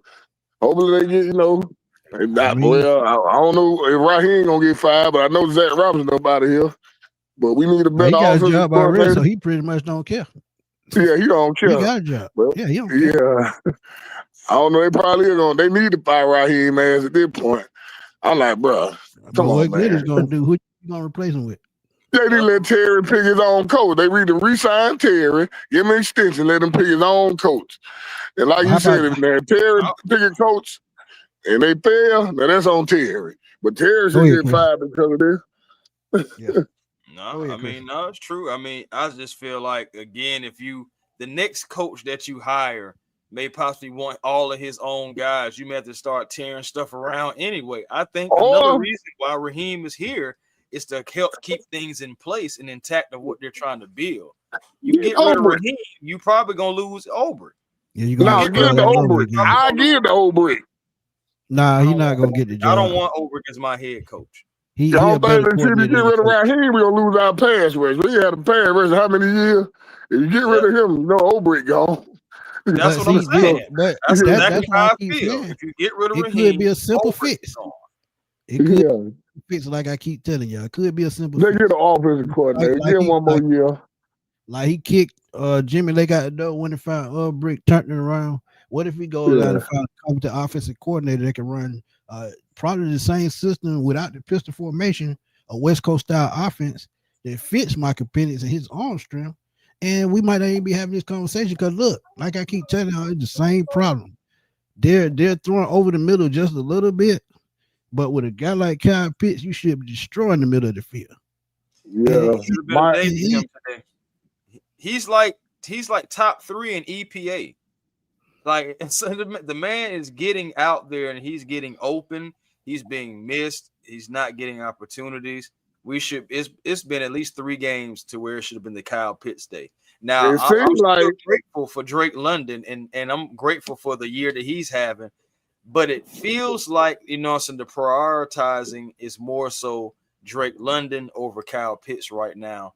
That's what I just been to say. But we know that contract driven. Let's keep it real. Real. That's contract driven. You want to keep Drake happy, so if they bring up a deal, they might shortchange it. He might sign it because he know he gonna get the football. But that I'm gonna ain't say the way you. Go ahead. Penix need to go out on the offseason. He need to get with Steve Young or one of these left-handed veteran quarterbacks and just get his touch and stuff together. I'm like, he's Yeah, still yeah. young, so he's developing. So But I he ain't gonna kick it to threw it the. better today. Touch. He actually threw it better today. Yeah, I'm Put not touch gonna on the kick ball. him all the way to the curb yet, because I'm like the man here. This ain't him with the 11 game. Now Zach Robinson, he did terrible. Right. Yeah, so I'm gonna give him the little benefit of the doubt. You know what I'm saying? Agreed. So, but yeah, man, this season over with. I say let Terry cook. We ain't got them 5 draft picks again. Y'all need to let Terry stay, let him cook. Yeah, I think he'll end up with more than that by the time the draft roll around. I think he's gonna make some moves. I think we'll have an extra draft pick or two by the time. That's what you just said too, Smitty. Yeah. So I'm telling y'all, man. I hate to say it, but I can see Jesse Bates getting traded in the offseason, man. I just see it. It's another contract. Think about it. Contract, y'all. We got to pay. Well, we got him for one more year. Think about this. You got Kyle Pitts, Drake London, Bijan Robinson, all in the span of the next 760 some odd days. You got to pay. So Bijan getting his bag. We ain't worried about that. Him and Drake London gonna get there. Again, that's what I'm saying. But you still got the others. You still got the Caden Ellison, the Brandon Dorlances when his contract come up, the Zach Harrison when his contract come up. You got to start making decisions. Yeah, you got to start making some executive decisions. You're right about that. You got to start making some decisions, man. I'm glad we got Jalen Walker there for 4-5 years. We got to worry about them for a minute. But, I think both of their building block. If they keep going up on the right trajectory, I think both of their 5th years will get picked up. Oh yeah, but they do got to go on and get the good offensive coordinator, so at least see what you got in Penix, because they're gonna be his 3rd year next year. Right. So you're gonna see if you gonna got him get ready to pay him in a minute now. If you gonna pay him or you ain't. You know what I'm saying? And that's why I say you need to go get an offensive coordinator in here and figure out what you got in Penix. Yeah. You know what I'm saying? Because I hate seeing him go somewhere else and beat the hell out of us and make it look crazy. Yeah. We got more people in the back, man. Oh, my bad. All right, but I'll let y'all split. We're going to see y'all next Sunday. In a minute, Big C. All right. Yeah, man. Look. See, that's the thing, man. You can't pay everybody. So that's what I'm saying. If you're going to get some value, Jesse Bates going to be that guy, man. He going to be that guy. Dirty Bird, Diner, Playboy, and also Coach, man. We're going to bring 2 of y'all up here, try to, clear out some of that back a little bit, try to get y'all up here a little sooner. But, yeah, man, how you feeling, Playboy? First of all, man, what's going on? Y'all know it's been a minute since I've been on the show. Yeah, man. Hey, man, you been high. MIA. You been doing your TikTok stuff, man. You ain't been messing with us over here on YouTube. Nah, it ain't like that, man. It's just been, Nah, you've been growing over there. I've been seeing you. You've been growing, though. Yeah, but, man, I don't know what else to say other than, bro, it's time to let Zach go, bro. Shouldn't have never been here. Yeah, he shouldn't have never been here, but like when I'm watching the game, man, I think the first thing I'm seeing, because I was going through, scrolling through the internet, and first thing I was saying, man, Penix trash, and I'm thinking to myself, like, are we really putting Penix in any situations where he can develop as a young QB? Because it seemed like we keep handing him the keys to pretty much run the offense, and it's like he's still a young QB, and I feel like Zach Robinson and Raheem is not putting him in a situation to be able to keep the like when we start implementing Algier to the game, you've seen the tide change. Right. You've seen it change. So it's like I just don't understand, like in Penix, he ain't perfect. He got some, he got to get some smoke this game because it was a lot of inconsistency, a lot of overthrows. And I don't know what's up with his mechanics when it comes to the intentional grounding or the awareness. But my God, you can't do this three weeks in a row. He for one thing, he didn't even read that defensive end. Wasn't nobody gonna be on it. When you see that man coming wide open like that, you got to roll out and go the opposite way and find a way to get somebody the football on that side of the field on your blind side. I'm sorry. The whole time when the play where he took the strip sack, I'm sitting here yelling at the TV like I'm the damn offensive coordinator, like I'm the defense. Like, bro, you see they showing pressure. That means it's gonna be man to man. That means what do we got Bijan for? Bijan lined up on a damn backer or safety, bro, but he got wide receiver capability. Why is we not giving him a quick out? But what they should have done, what I seen him do before, you should have had Tyler back there with Michael Penix. You should have split Bijan out wide. They did. They did that. They had 22 personnel a few times in this but game. But was Tyler Algier in on that play where the end had the wide open shot? I don't think it was Tyler back there, but it wasn't Tyler's fault. They brought an extra guy. Tyler picked up the guy that was coming through the middle. It was two guys coming at Penix. I got you. Right. Tyler picked up the one in the middle. The other guy, Michael Penix, had an out to where he could have threw the ball quickly and got it out. He didn't take it because he was waiting for more to develop and didn't see the guy on his blind side coming in for the strip. He didn't see him. But that right there, I'm sorry, I got to kind of put that on my quarterback because you got to be able to feel that. They talk about it all the time. Quarterbacks feeling the pressure. He didn't feel it. It's him, and that's true. But at the same time, is Raheem over there telling him we taking the time out before this next play? Is we slowing the pace of the game down so we can make sure he aware when you go back out here on this field, this is a situation where they're probably gonna blitz. Take the quick throw or throw it out of bounds. Oh, like you sound like you talking situational stuff, my boy. Exactly, and that's one of our worst faults. Situational play calling. Well, we hire you to be coach. Coaching is situational. Coaching is situation, and it's like, do y'all notice? I don't know if it's just me. Why is Penix? His rollout is awkward. It's like when he do that pistol, it seems like he rolling the opposite way of his throwing arm, and then he have to reset, and it make it easier for him to get a sack. But see, the thing is, when you under center, it's much easier to get out on a rollout because when you dropping back, you can go any direction you want. When you stand just straight up and you got to look both ways, you got to pick a way to go. And see, that's the thing. For some reason, I don't know what the hell Zach be thinking about. When he do a rollout, he always go to his damn blind side, and he left-handed. That just don't make sense to me. Well, I don't know. You want to know why, Tony Lambert? Because the play clock is ran down on this man on this year so many times. We thought that maybe if there's a closer connection between our quarterback and our young OC, between the two of them, maybe they can grow and gel together. There's still a disconnect. We're still not getting the plays out. The clock is still running down, and this man's sitting on the sideline. So it's just like at the end of the day, like that can't happen too, though. You got to give your quarterback the most. That's why if you're doing your job at the fullest capacity and he just messing it up, then it's not on you.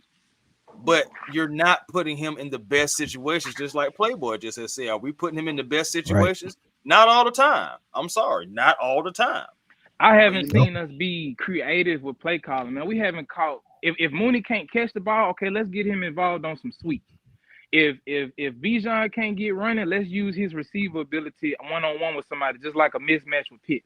If we know Penix is missing throws and he need to get settled down, run the ball with Algier like we started to do. It's like it ain't even just give him some quick throws to get him in some rhythm. That's what I'm saying. But you have to start the offense through the run game. We got a two-headed back for a reason. We waiting too late in the game to get that going. You gotta punish them dudes up front. That's the reason they get that shit there, boy. Man, I don't see that God know how many times. This make me feel like we should have traded. And this is my last point. The trade deadline just passed. We should have made some moves, bro. I'm sorry because it's showing need a receiver. We ain't got the competence. We ain't got the competence in the coach to use the pieces we got. So come the end of the season, what we gonna give Algier? Because I don't think we're gonna keep Algier. And I don't think we're gonna keep Bates. I don't think a lot of pieces gonna be here next year. Yeah, agreed. So it's like, what do we do after this, y'all? Is the season over with? Do we still got a chance? What's up? Because you missed the beginning of it, but I gave you the outline. We have to go 8-0 or 7-1 7-1 just to be 10-7. 8-0, Yeah, that'll get you 11-6. yeah. They done passed the flow. Yeah, they done passed the flow. Well, the ceiling, whichever one. Because I see it, 5 losses with borderline. Because you look at the NFC is loaded. The worst yeah. team is 5-3. Last chance was today. Last chance was today.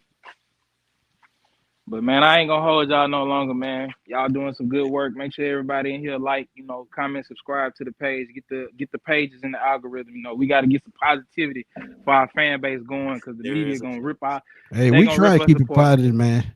We try to keep it positive, but it's hard, bro. Really, we try our best to be honest with y'all. I don't think it's a lot of people that just like honesty, to be honest, but we know that already. No, they need honesty. They need honesty, but they need it. They need it from our fan base. Right, that's what I'm saying. We still try to keep it optimistic, because you just never know, and it is why not us. But at the same time, when you just seeing the writing on the wall and you see the trajectory, you just seeing, come on now, like God gave us sense too, though. So that's all I'm saying. Y'all definitely right, man. I'm gonna head out, man. Y'all have a good one, bro. Appreciate you, Playboy. Coach, you there? Michael Gordon. Yes, sir. Hold on, Coach. Hold on, right quick, Coach. Michael Gordon, appreciate the donation, my brother. Appreciate the Christmas gift, I should say. Penny doesn't trust his other receivers outside of London. Missing Diablo in the run game and covering tight ends. Yeah, because Warren ate today. Diablo right now. And look, Warren, even though he one of the best young tight ends in the league right now, I still feel like they had a chance to slow him down too. He just got in opportunistic situations, because that last catch that he had should have never happened. That should have been a sack, but they couldn't get to Daniel Jones, and all he stood there for a second, seeing Daniel Jones going to pressure, just went out in the flat, easy catch. So it's a slight echo, Coach. If you're listening to the show, could you mute your TV? Yeah, it's coming. It's because I didn't have my headset plugged in. Gotcha. Give me, and it's echoing. We can hear you now. You sounding good now. Okay. Yeah, I'm coming like you said. I'm coming in here with some hard truths for everybody. Everybody want to give Zach the smoke, rightfully so. But I'm telling you, I think some of the issues are large in part due to Penix. And I'm gonna tell you why I say this, because the exact same playbook was ran last year. Although not like sexy looking or we blowing teams out, but it was ran with bit of should I say success up until Kurt got hurt. We were passing over the middle. It didn't look one-dimensional. This year is very, very one-dimensional. I think the issue with him not passing over the middle, it has to be Penix. Like I battle with myself, because it's like, damn, is it because Zach don't trust Penix, or is it just Zach that bad? You know what I mean? Like, it's like you can't. It's hard to separate the two. So that's when I go back to last year and say, well, Kurt ran it with great success last year up until he got hurt.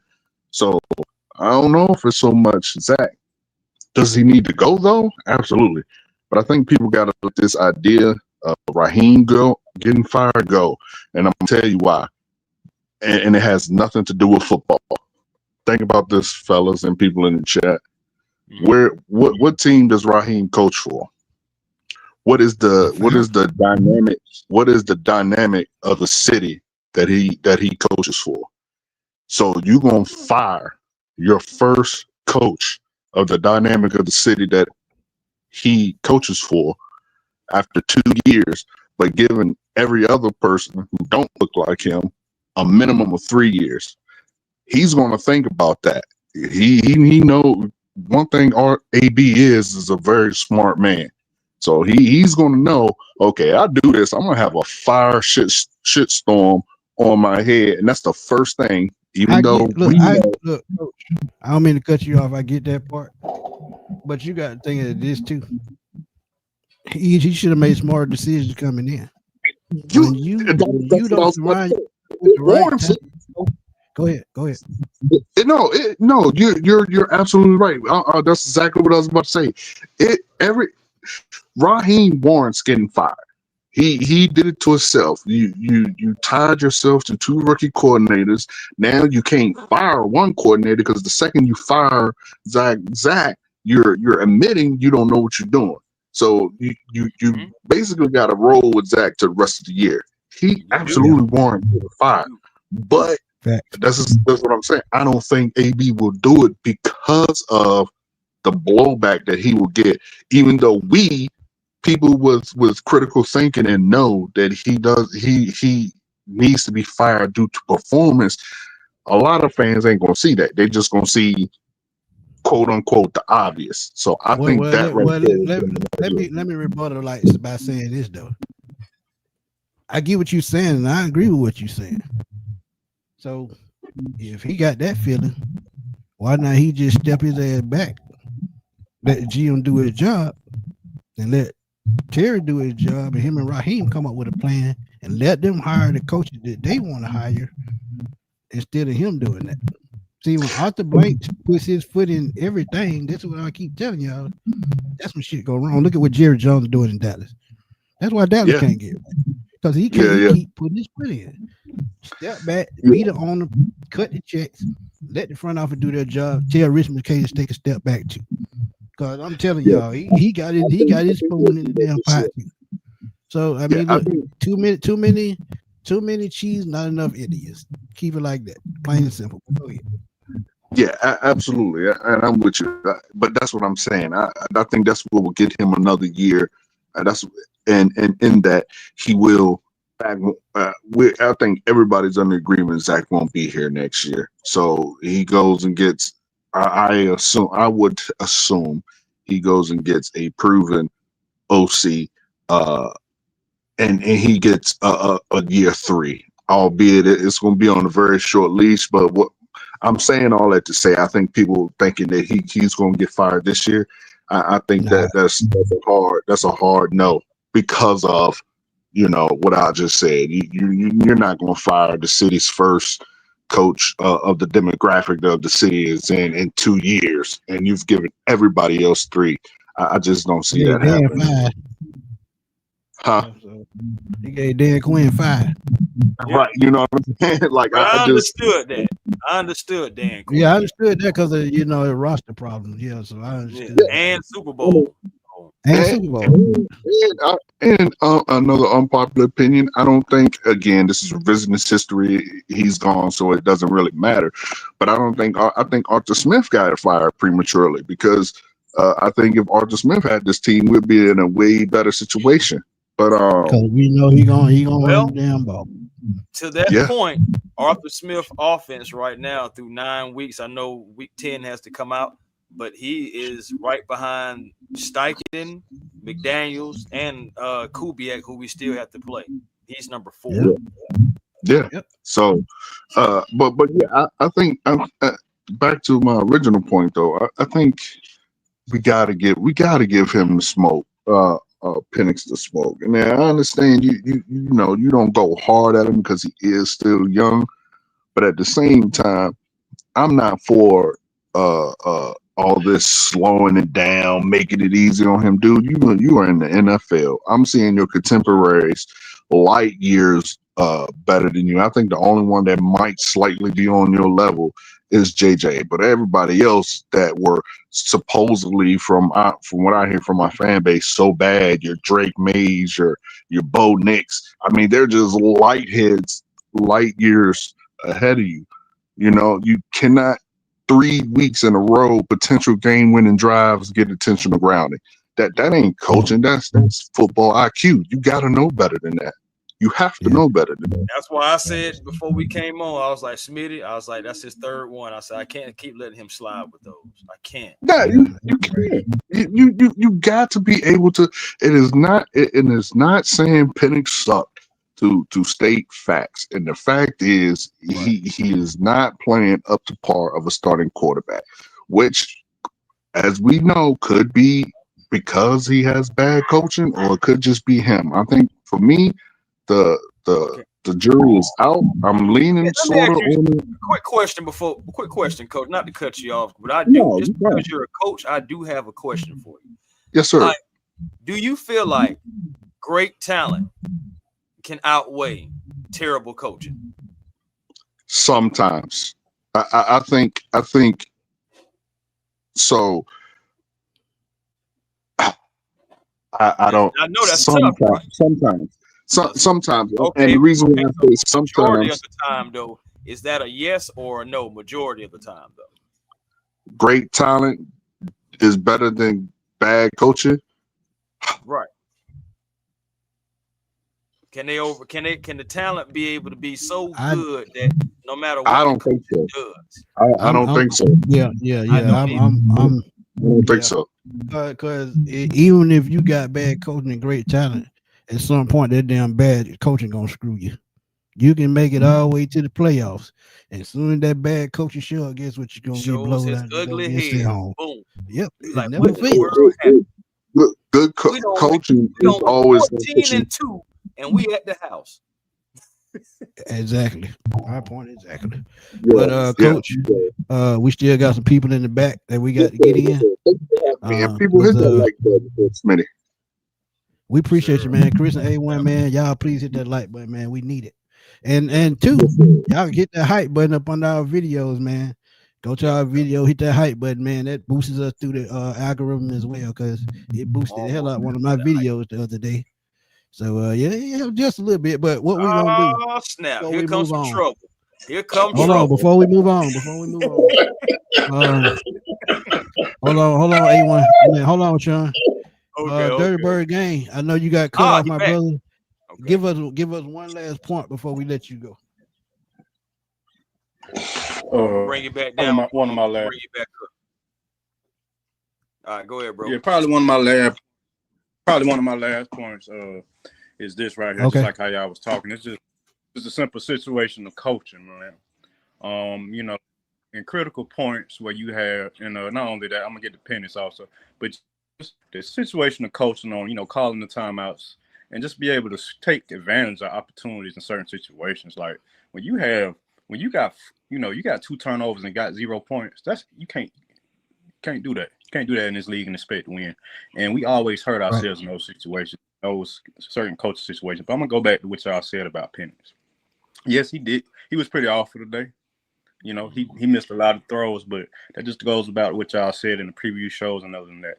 He needs to be committed this whole offseason to get him a coach to work on his mechanics, his accuracy, and his footwork. Yep. I mean, and there's nothing wrong with that, by the way. Nothing. But he himself, Tom Brady did it every year. Josh Allen did.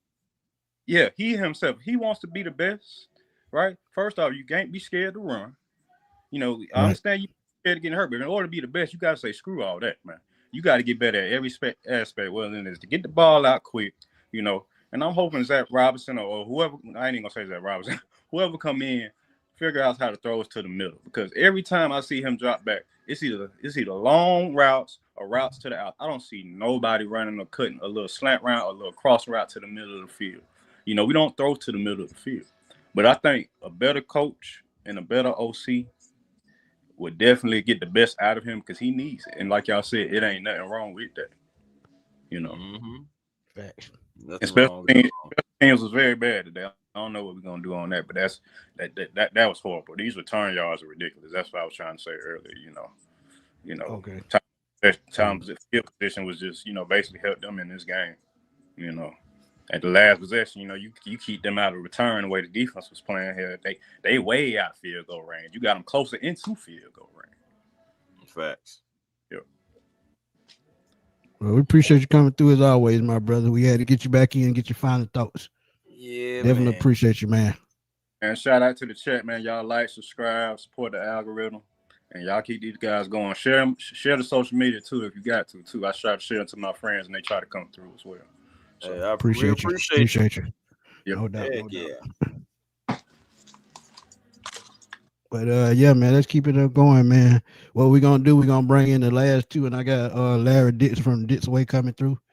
Trying to catch back up, but we're gonna let Sean and Emmanuel in, and we're gonna finish it off with them. And when Larry come in, we'll finish off with them three.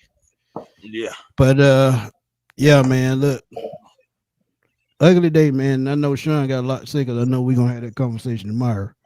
But I know you've been waiting for a minute, Sean, man. You and Emmanuel. But you All good, go, all Sean. good, man. Y'all do what y'all do, man. I'll come in when the time is right. It's always worth the wait with you guys, man. It's always worth waiting. All right, we appreciate y'all, man. Go How ahead, y'all Sean. man? Sean, what you got? I did say 7-10 before the season started. I did say that, fellas. You Yeah, did. yeah. I will give you a credit. You did say that. I did say that. Are we gonna win some more games this season? Absolutely.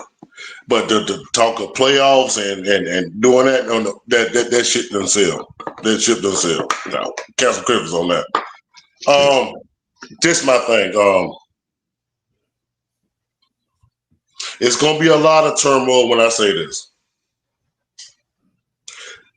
This game in particular today, you can't put that on Raheem or Zach. And the reason why I say that is we did enough in this game to win it. Special teams cost us this game today.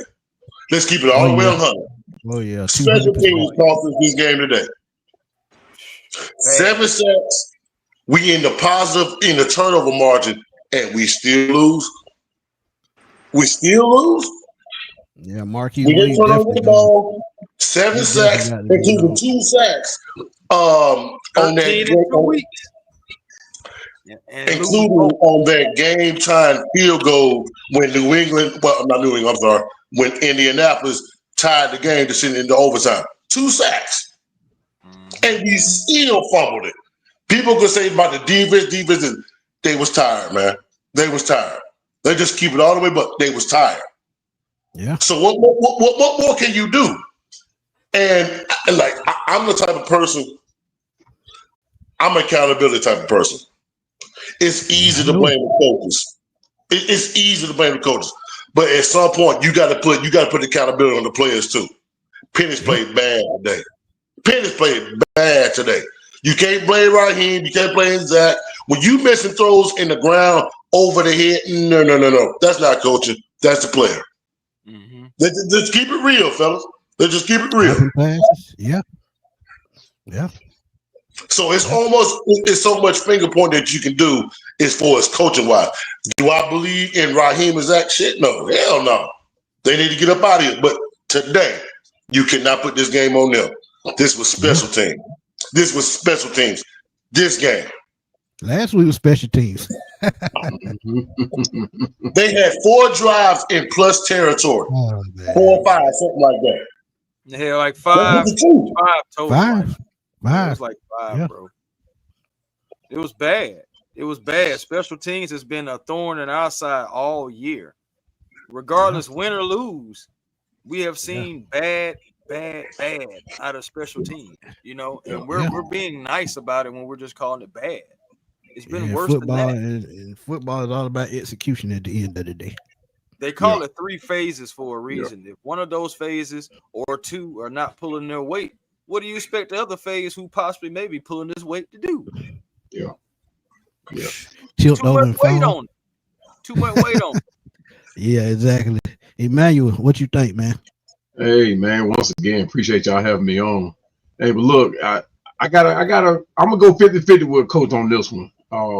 Special teams did have a big impact on it, but when you look at a game summary, I don't know if you guys saw it or not, but we had 6 punts with 7 sacks. That's a little more. That's a little heavier than special teams, I think.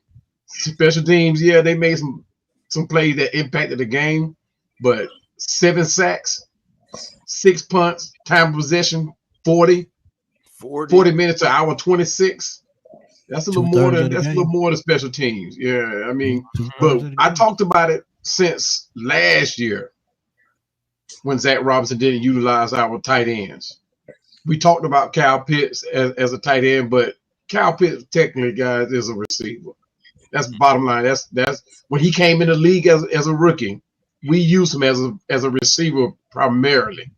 He got all those yards out of the slot. Why are we not using Charlie Warner and Teagan like we're supposed to? I don't know why. And this offense will remain stagnant until we start using those guys. When we got that one catch today from Charlie Warner, I know everybody was head shook, was like, what? Do we actually use Charlie? It worked. It probably actually surprised Charlie. But we have to start using Charlie, man. Charlie is good for 400, 500, 600 yards a year. He did it in San Fran. He can do it here. Same thing with Teagan. He did it in Tennessee. Whatever Tennessee he got him from, right? I mean, he did it. We got to start using these tight ends. When you know your offensive line is beat up as it is, and it showed in the first 2 series that we weren't going to be able to stop these guys. Right. Your tight ends should have been your game plan for that. It should have been priority. You're exactly right. It should have been priority because those little short throws that would have opened up this game. You know, and just to end, because I'm gonna get off here in just a second. We can get off this idea about Raheem going anywhere. Oh no, we can get off of that. He's not going anywhere. If anybody going anywhere, it's going to be Zach. He should be already gone. And the thing it is, even if you do get rid of Raheem, there is no contingency plan. I can almost guarantee you. Yeah, somebody that's going to replace him. He gonna bring his own coaches, and every coach that gonna be gone. Yeah, and the only smart play is to bring in somebody who's already using that Sean McVay system. But do you think that with all the decisions we've made so far, do you think that we actually thinking that far ahead? I don't think so. But and I'm gonna say this: all roads lead to Zach Robinson, and I'm gonna say that in the nicest way I can. And I'm gonna say it with a smile. All roads lead to Zach Robinson. Yeah, point Zach Robinson. Yeah, I mean, the time of possession, 26, 6 punts. You can't get arguably one of the best running backs in the game. He had 85 yards today. Something like that. Come on, man. With 19 carries, 20 carries. That's not Bijan. I mean, it's like a coach was talking about a second ago. It's that situational play calling. You got to put your players in a better position to perform. You know, and you see Penix getting worse with his decisions. You're talking about a young rookie quarterback that's 10 games in or 11 games in. 11 games in. I don't see the development. It's like he regressing almost. I saw him playing better last year in those last 4 games than he has this year. Now, granted, the offensive line is all banged up, but at the same time, that's when Zach Robinson got to say, hey, my offensive line cannot block for me today. I got to come up with enough game plan, either whether you're using Pitts or using Charlie Warner or even put Drake in the slot. Right. You got to change your game plan because those boys, you talking about one of the number, I think they're top 5 in the run defense. The Colts and football all about adjustments, man. We talk about that all the time on the show. For sure. You got to adjust it, the game goes, and if you don't adjust, like we say, and me and Sean talk about all the time, that predictability, man, is gonna rear its ugly head. And at some point this game it did. Yeah, but sure it did. That got it under control. Mm-hmm. Yeah. But one last thing I'm gonna get off. Y'all need to check out that comment, that post that Drake London posted. Y'all gonna be crazy about that one. I probably make a video out of it once I see it. What he posted on social media? Yeah. So the fact that he made that comment, I'm gonna let you guys say it. I'm not gonna say what he said, but the fact that he made that comment tells you Raheem has lost this team. I've been said that. You have your number one player. You got your number one producer coming out saying something like that. That's telling you that there's a disconnect between him, the team, or the team altogether, and coaching. So, and That I don't think that it's going to Dolphins end there. lost. Yeah, I don't That think it's going Dolphins to end lost. there. That Dolphins lost. I'm telling you, just Yeah, like last year with the Saints. That Thank yeah, Dolphins lost. yeah, Yeah, 1-win team. But yeah. You Michael called it, Gordon, man, man. appreciate you You for the called it. donation, my brother. Thank you for the Christmas gift, should I say. Penny doesn't trust his offense receivers outside of London. We missing Diablo in the run game and covering tight ends. Corner boy, appreciate the donation. He said Drake made Bo Nix got much better coaching, and he's absolutely 200% correct. Yeah. Yeah, but I'm gonna go ahead and jump off, guy, because I got to get out of here, man. The Falcons are Appreciate taking you. up too much more time already. But guys, y'all hit that like button because there's a lot of great content. I'm gonna listen to you while I'm going to Oh work. So man, y'all hit the no like doubt. button, hit the share button, and Hey, I'll see y'all guys on the we next one, man. ain't gonna disappoint you in the truck, my guy. Oh yeah, for Appreciate you, sure. Y'all be easy out there. no Yes, doubt. sir. LD, what's up, man? Talk to me. Oh Wait a man, minute. Wait a minute. He's not in witness protection today. no, not.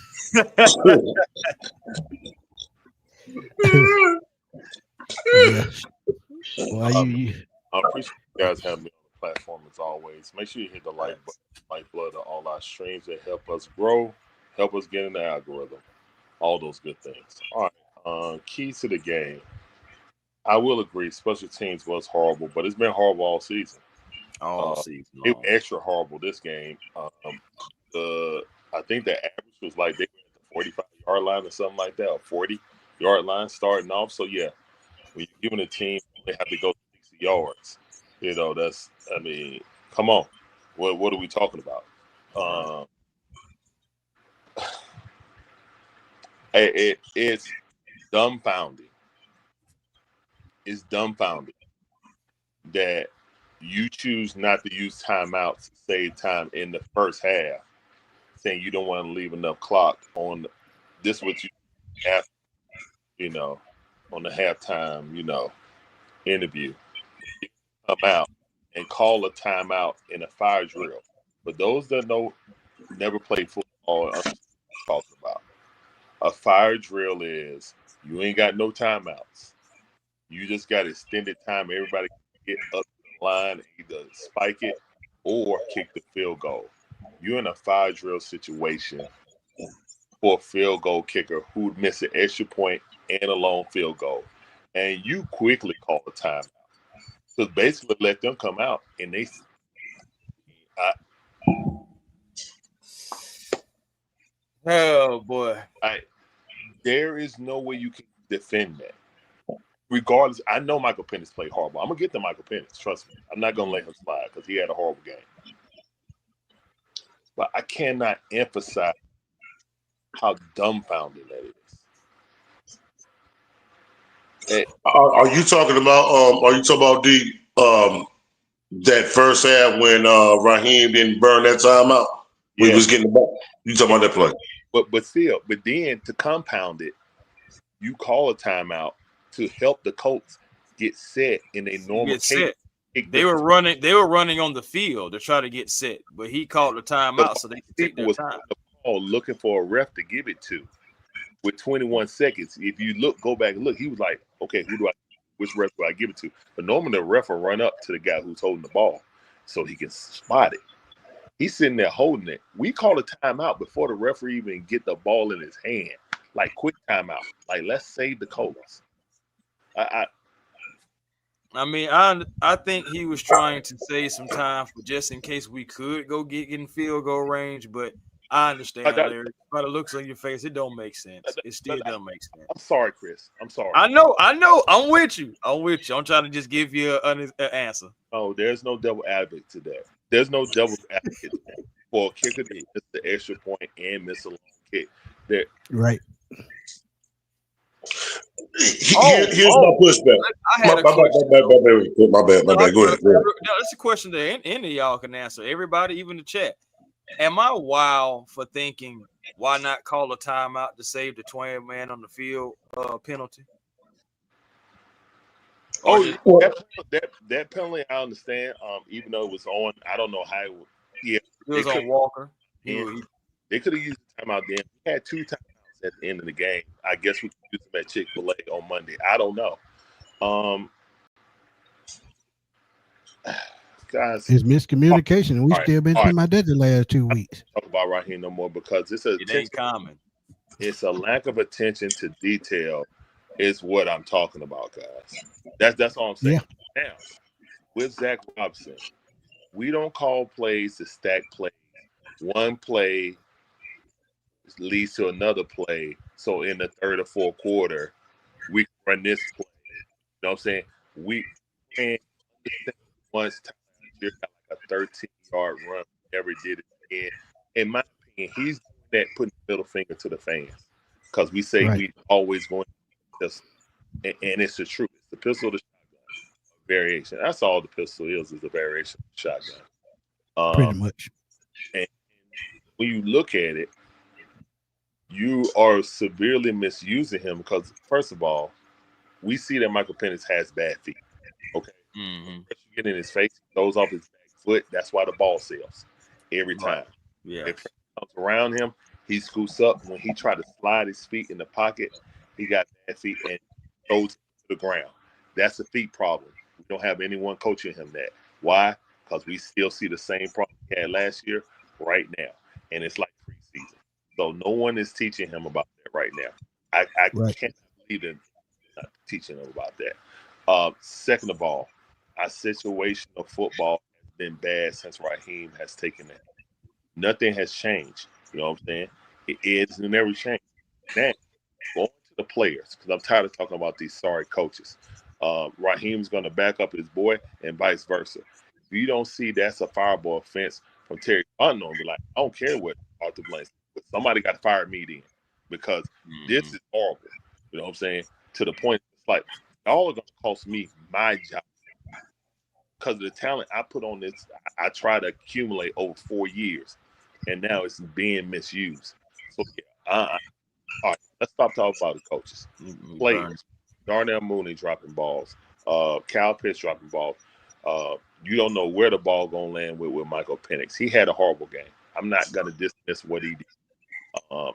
Yes, he is young, but like someone said, I don't think he's regressing. I just think like we ain't putting him in the best position, but he has to make plays. You know what I'm saying? And he said it himself. I'm pointing at we got to play better, and I'm pointing at myself first. That came out his. As he should. Anybody defending Michael Penix, he said it himself. He has to be better. Okay. Yeah, I noticed it. Like he throws off his back foot, and that arm, he throw his side arm and try to gun it. It seems everything.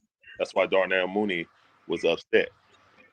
But yeah, I can't have you dropping stuff that hit you right in the breadbasket too. So yeah, there's blame to go all the way around. I feel like the little details is what we miss. Right. And it's coming to bite us, man. We don't need preseason, but we still feel like we got to gain chemistry with everybody except for Drake London passing game.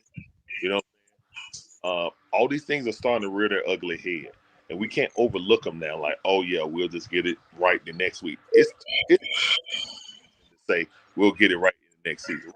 We 3-6. I need somebody to go look up and see how 3-6 make the playoffs. Damn near none. Right. And you think about this NFC conference too, Larry. The worst team is 5-3. Exactly. We need help. We need help, and they not gonna help us. Who finna go on a 3-game losing streak out of any of those playoff teams? Chris, I know it can happen, but it's not. The Falcons still. That's easy. That's easy. The Falcons. We need some milk. That's what we need. Bro. That's how we're playing. I don't know, my guys. It seems broken. I'm not sure if we can fix this season.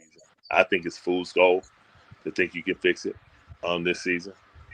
I think the main thing right now, we need to learn how to situationally call games. We learn how to stack plays, make one play, stack out another. You know what I'm saying? We need to stop doing play action towards his weak side. When he has to turn his whole body to do the play. Like, who's teaching him play action? Like, why does my quarterback do a full pirouette on play action? Did he forget which side is going on, or did Bijan run on the other side? Like, if it's designed like that, that's hard.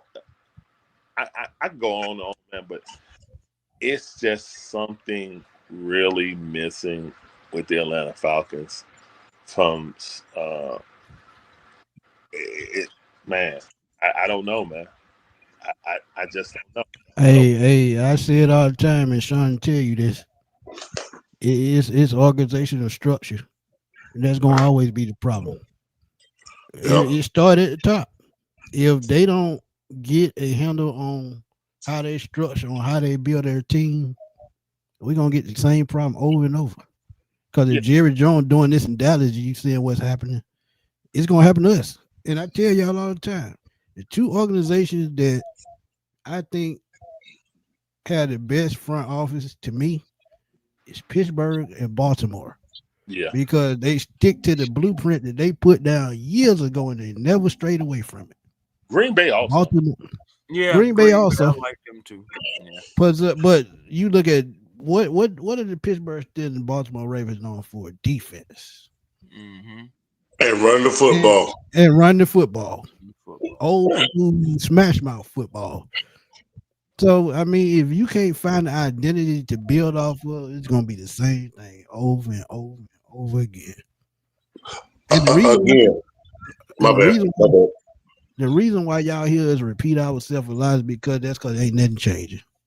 Ain't nothing it's just changing. that simple. We saying Ain't the nothing same changing. thing every week. I feel like for the last 13 weeks, I feel like I've been just regurgitating the same stuff. It's getting to the point to where I'm trying to take notes, but I'm looking at, I just wrote that last week.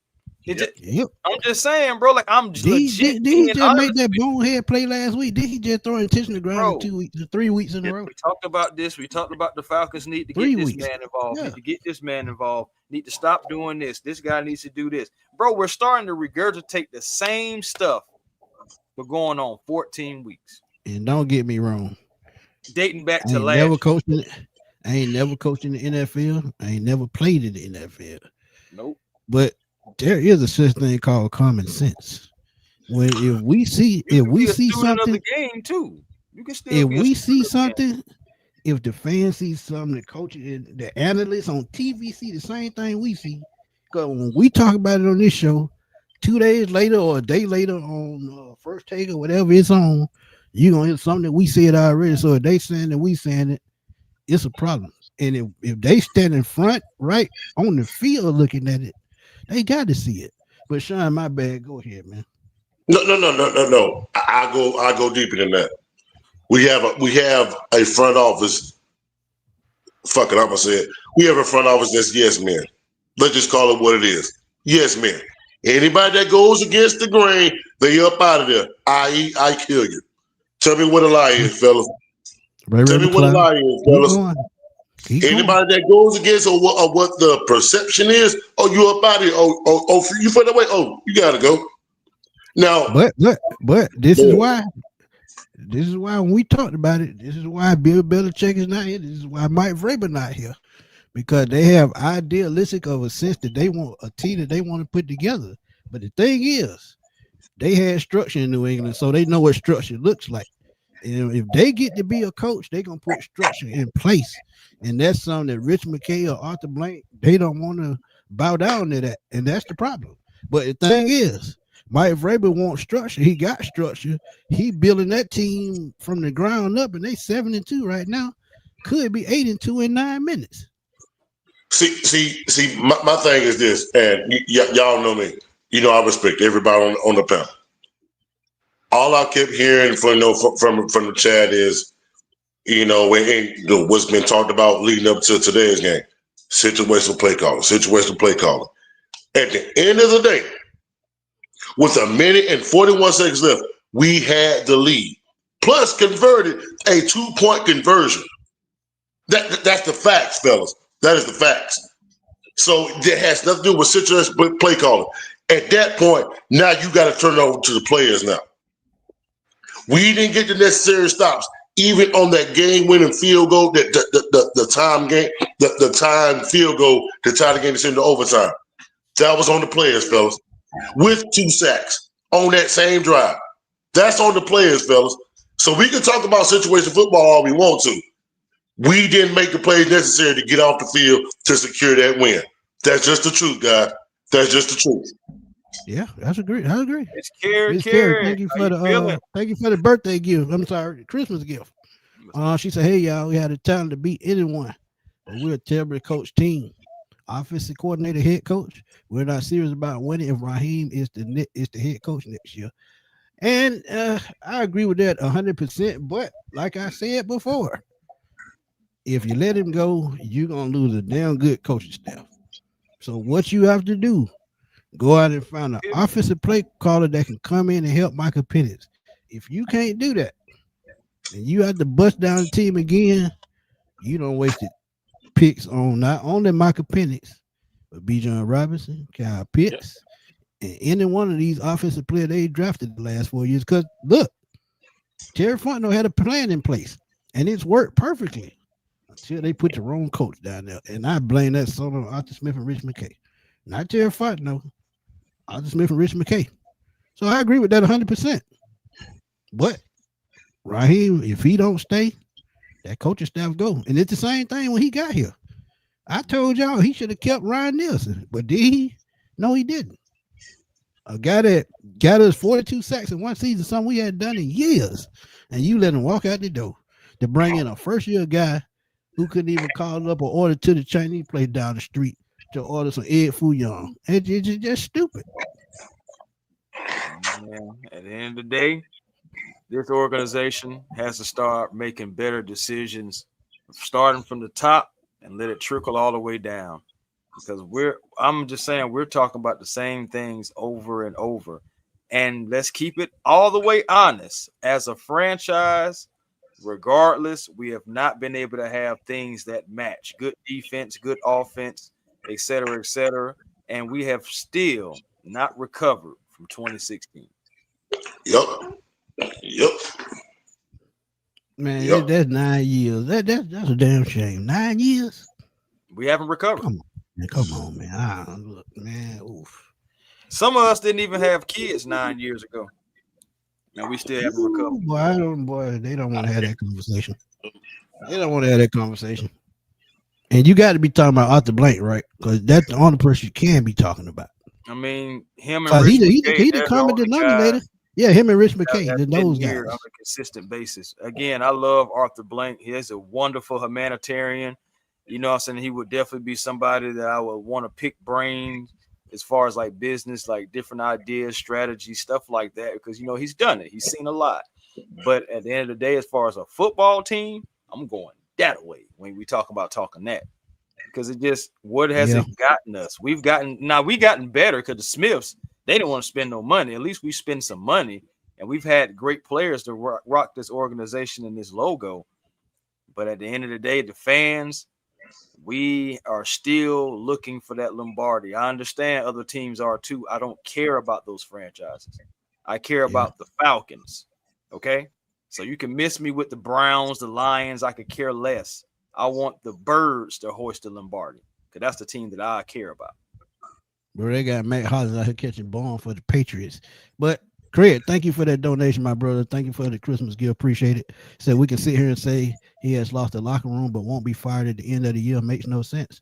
Yeah, he don't. Yeah, he could. But see, the thing about losing the locker room, that means you're gonna start shuffling around players.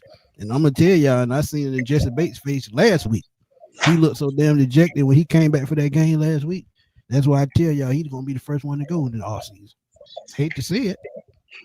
And like I said, too many contracts. We can't fall into that same hole again. Terry knows what he's doing. So Jesse Bates, just be ready for a trade.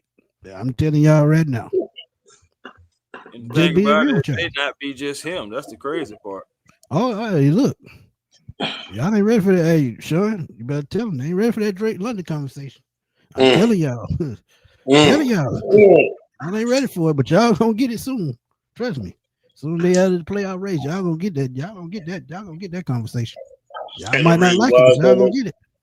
And the reason why it's gonna be held to pay the players that we need to pay because all that damn money is tied up in the Kirk Cousins, which I told y'all from the beginning that was a bad sign from the beginning, especially all that guaranteed money. That's just glad you brought that up because he did not get traded the other day. He got the full $90 million of his contract. Come on, man. And which means you Come only got on, man. 10 next year, which I'm sure they ain't gonna play. Which I'm sure they ain't gonna pay. So they can take that $10 million cap hit. Yeah, they got 40 million from Matt Ryan, so 10 million ain't nothing.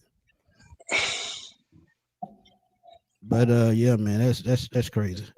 But Richard, I'm gonna let you come in right quick and we're gonna roll on that. Tonio, where you been, my guy? Where you been? Where you been? What's happening, man? Go ahead, Richard. Man, now that I done calmed down,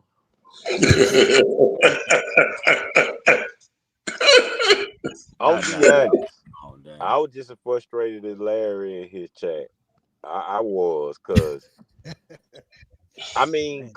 like it's rough when you sitting on the sofa watching the game with your family and your sister asks you, she know football, but she don't know football. So she asks you why he called that play right there. That doesn't even make sense. And I'm like, I can't really explain to her why Zach Robinson called that play right there. Like, it's just so irritating because some of it, see, I'm gonna tell you why it's irritating. Because last year, when Kurt broke down Atlanta Falcon film, the one thing he said that always sticks in the back of my mind, and I listen to him because he actually played the quarterback position in the NFL. He said the pistol is the hardest formation for any quarterback to play out of because the pistol limits your vision. He said the Yeah, I pistol is said that really, earlier. Yeah, I he said that said earlier. it, he said it limits a quarterback's vision. That's why Kirk Cousins looks so frustrated and just be throwing fuck 'em balls sometimes. Because he said it's really for the vision of the running back and for the vertical game. But why would you?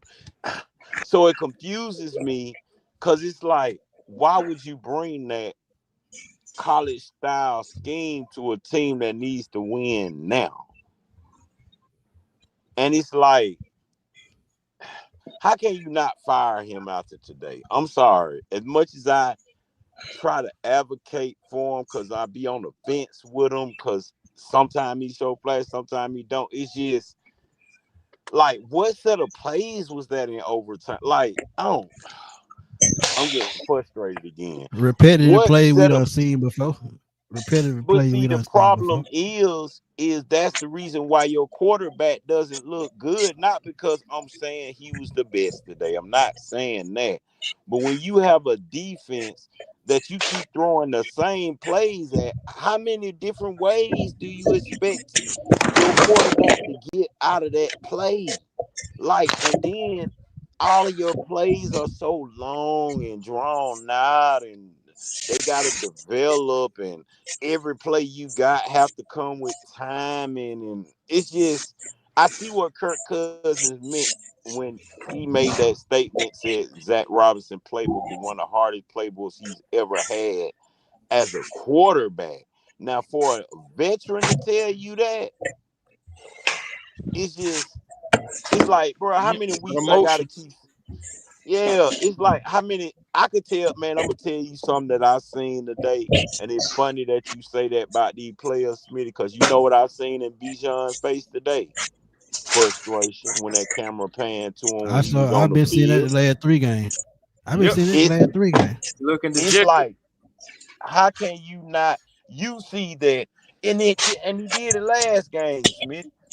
When you go under center last game, Bijan run for 14 yards. When you go under center this game, he run for 12 yards, and you don't do that no more. You only do it once a game. Yeah. I think what it is the offense is. I said it last year with Kirk Cousins. This offense tired of Zach Robinson's scheme, bro. Because it go back to something Yeah. you said in the offseason, They've too. been tired.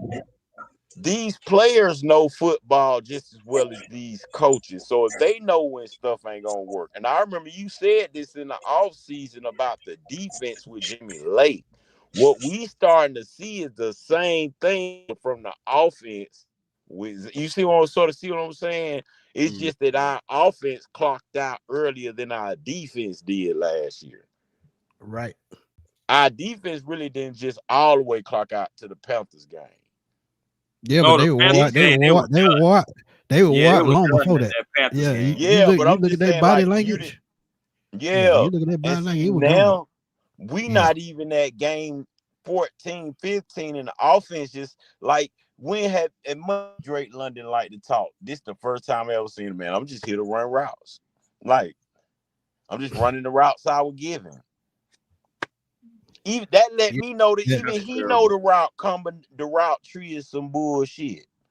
yeah, That's terrible. yeah. And with the spacing, I get what Kurt Warner was saying, because how come, okay, when I look at Indiana, they check down man is always behind the 10-yard line. Our check down man is always 2 yards behind the scrimmage line.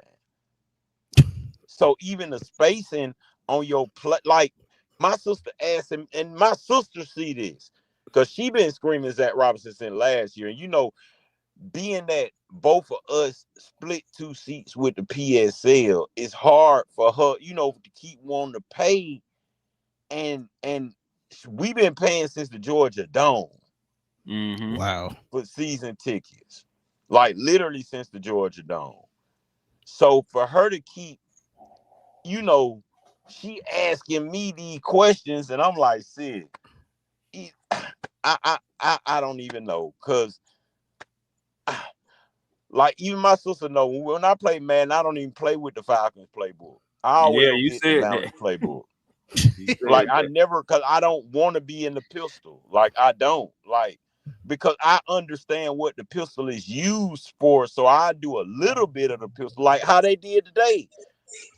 Teams will start, man, let me tell you something. This is what's For really one, irritating me. I'm Teams are glad you starting said to that. For beat one, us with our own playbook, bro. yeah, yeah. For one, the From Falcons ain't got enough Miami, speed receiver for the pistol offense. I've For been one, saying that, Smitty. That's yeah, what was the difference between last year and this year is Zach Robinson. Why don't you understand that you got a basketball team right now? The best thing to do is go under center and do play action. Because you yeah, have a basketball team, you don't have speed. That's what killed Arthur Smith's play action, is because he didn't have speed. Mm-hmm. So it's irritating because Mooney ain't been the same. I still think Mooney hurt. I'm just gonna be honest, and they I don't tried think him his out there. hamstring is 100. No, I don't think his hamstring is 100. But he still is out there to be effective.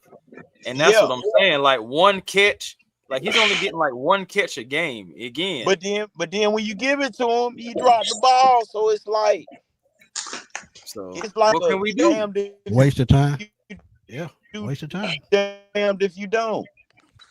Yeah. That's what I'm saying. And I mean, Miss Carey, it's just, hold man, it's hold just on, Rich. irritating at this Hold on, point Rich. because, oh, Hold go on, ahead, Rich. go ahead.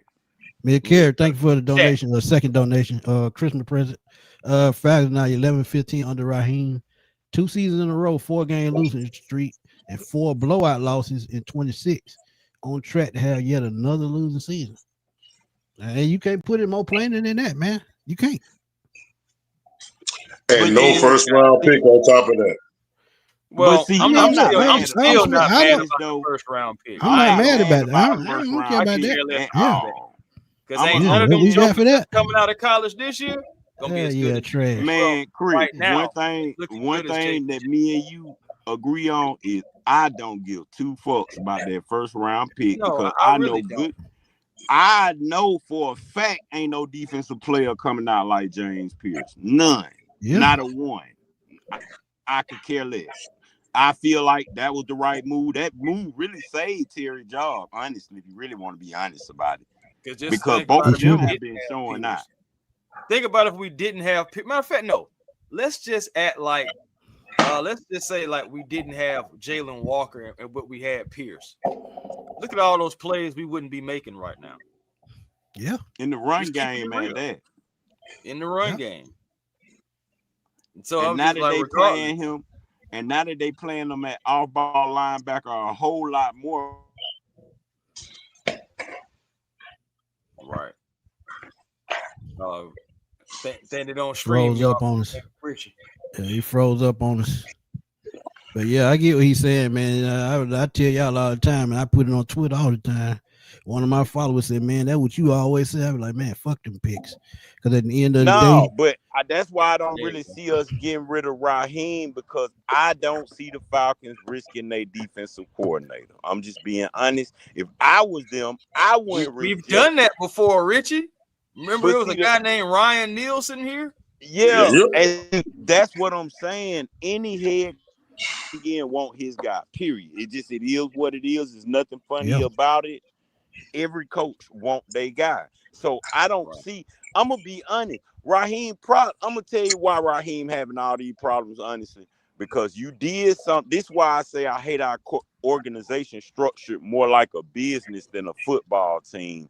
Because there's no way if I'm GM, I'm letting you come in my organization with 2 rookie coordinators. There's no way possible we're doing that. Yeah. But that just Cause lets see, you this know would have been. Terry did Cause not make the hires. no, that's what I'm yeah, that was saying. No, that's what I'm saying. So if we were structured like a real Falcon football organization, I think both of them would have been on last year. I do. But I that's just my thing, honestly though, do. King. We have an organization that's full of yes men. But That see, was my whole point of saying that. But see, that's the thing. It's not that it's yes men. I understand how our company how see we don't have a regular football structure. We have more like a board committee structure Right. to a Exactly. to a Yeah. C corp and to a trust account or Right. somewhere along in them lines. You have a committee which is really your agreed, board of agreed. advisors. So there's no one person to make a decision.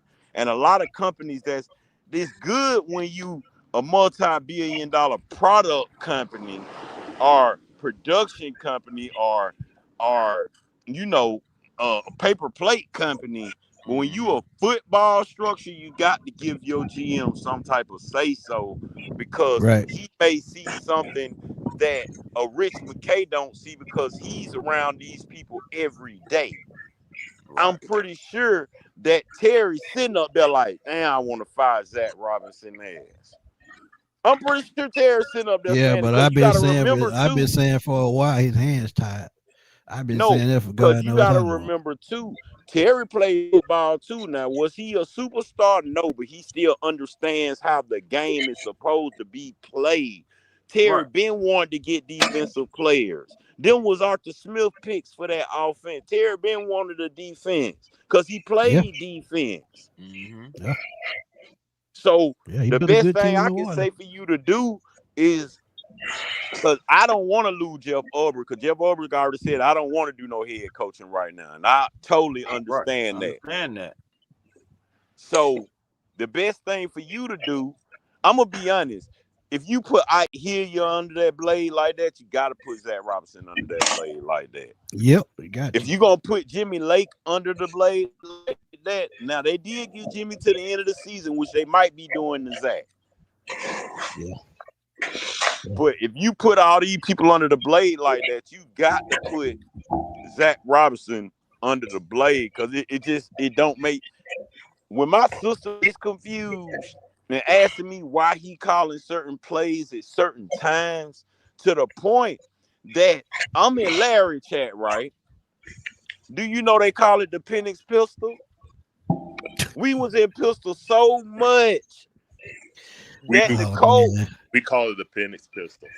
literally. man, Then man. you turn around and get beat by the pistol. How it's supposed to be ran under center.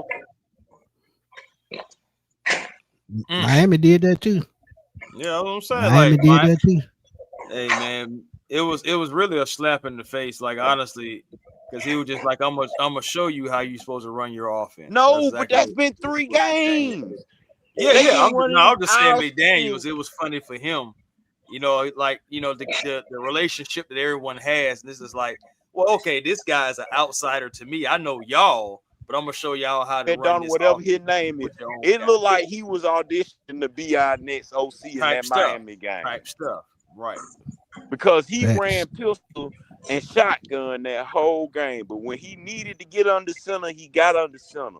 That's what's game because matter of fact, We on Larry's stream. I can tell you the formation. They get in that 3-bunch formation and it's tight. We running the ball. You run the ball. Larry called it out 3 times on his stream. Oh, we in bunch formation, shotgun, tight. Oh, we running the ball. And what do we do? Run the ball. Yeah, man. But it's been another great show, man. We went well over time, man. We had 2 hours and 20 minutes. Yeah.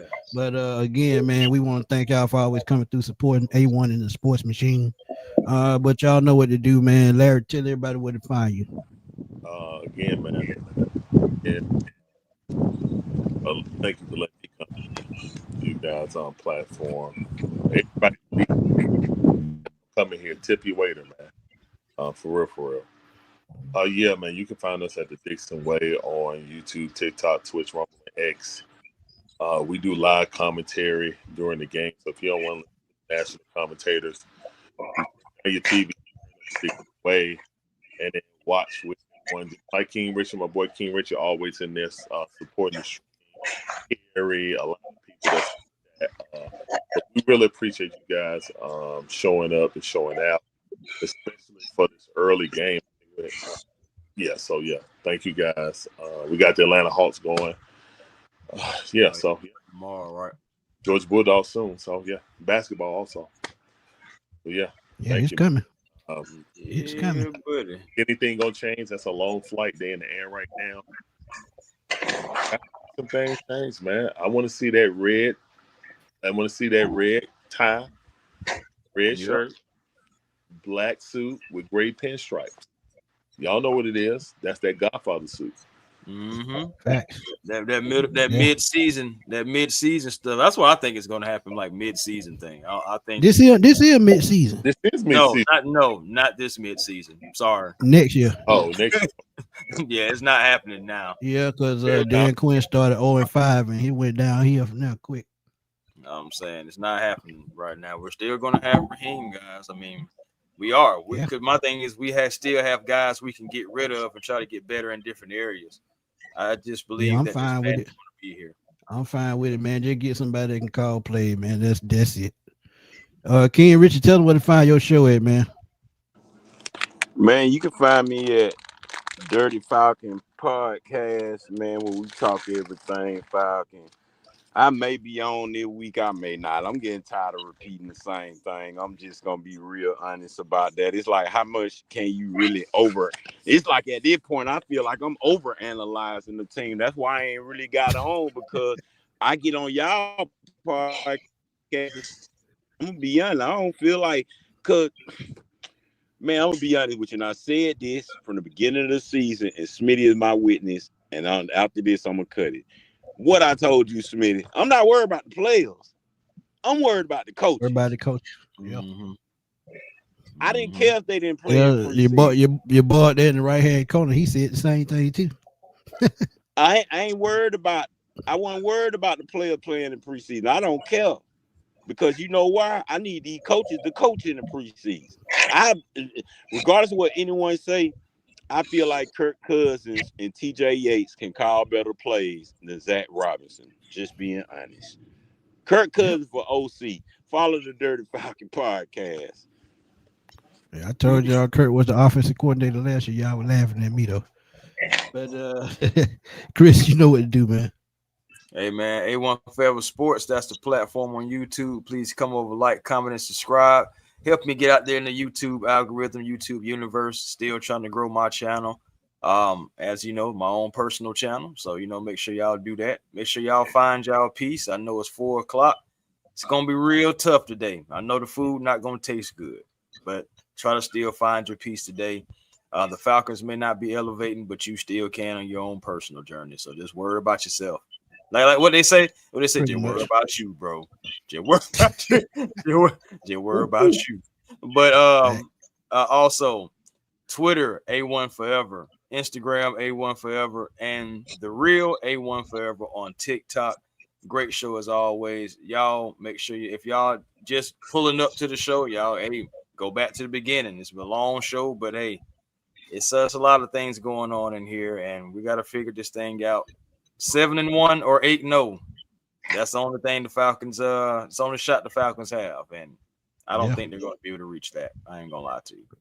Yeah, let's get it, man. You know what to do.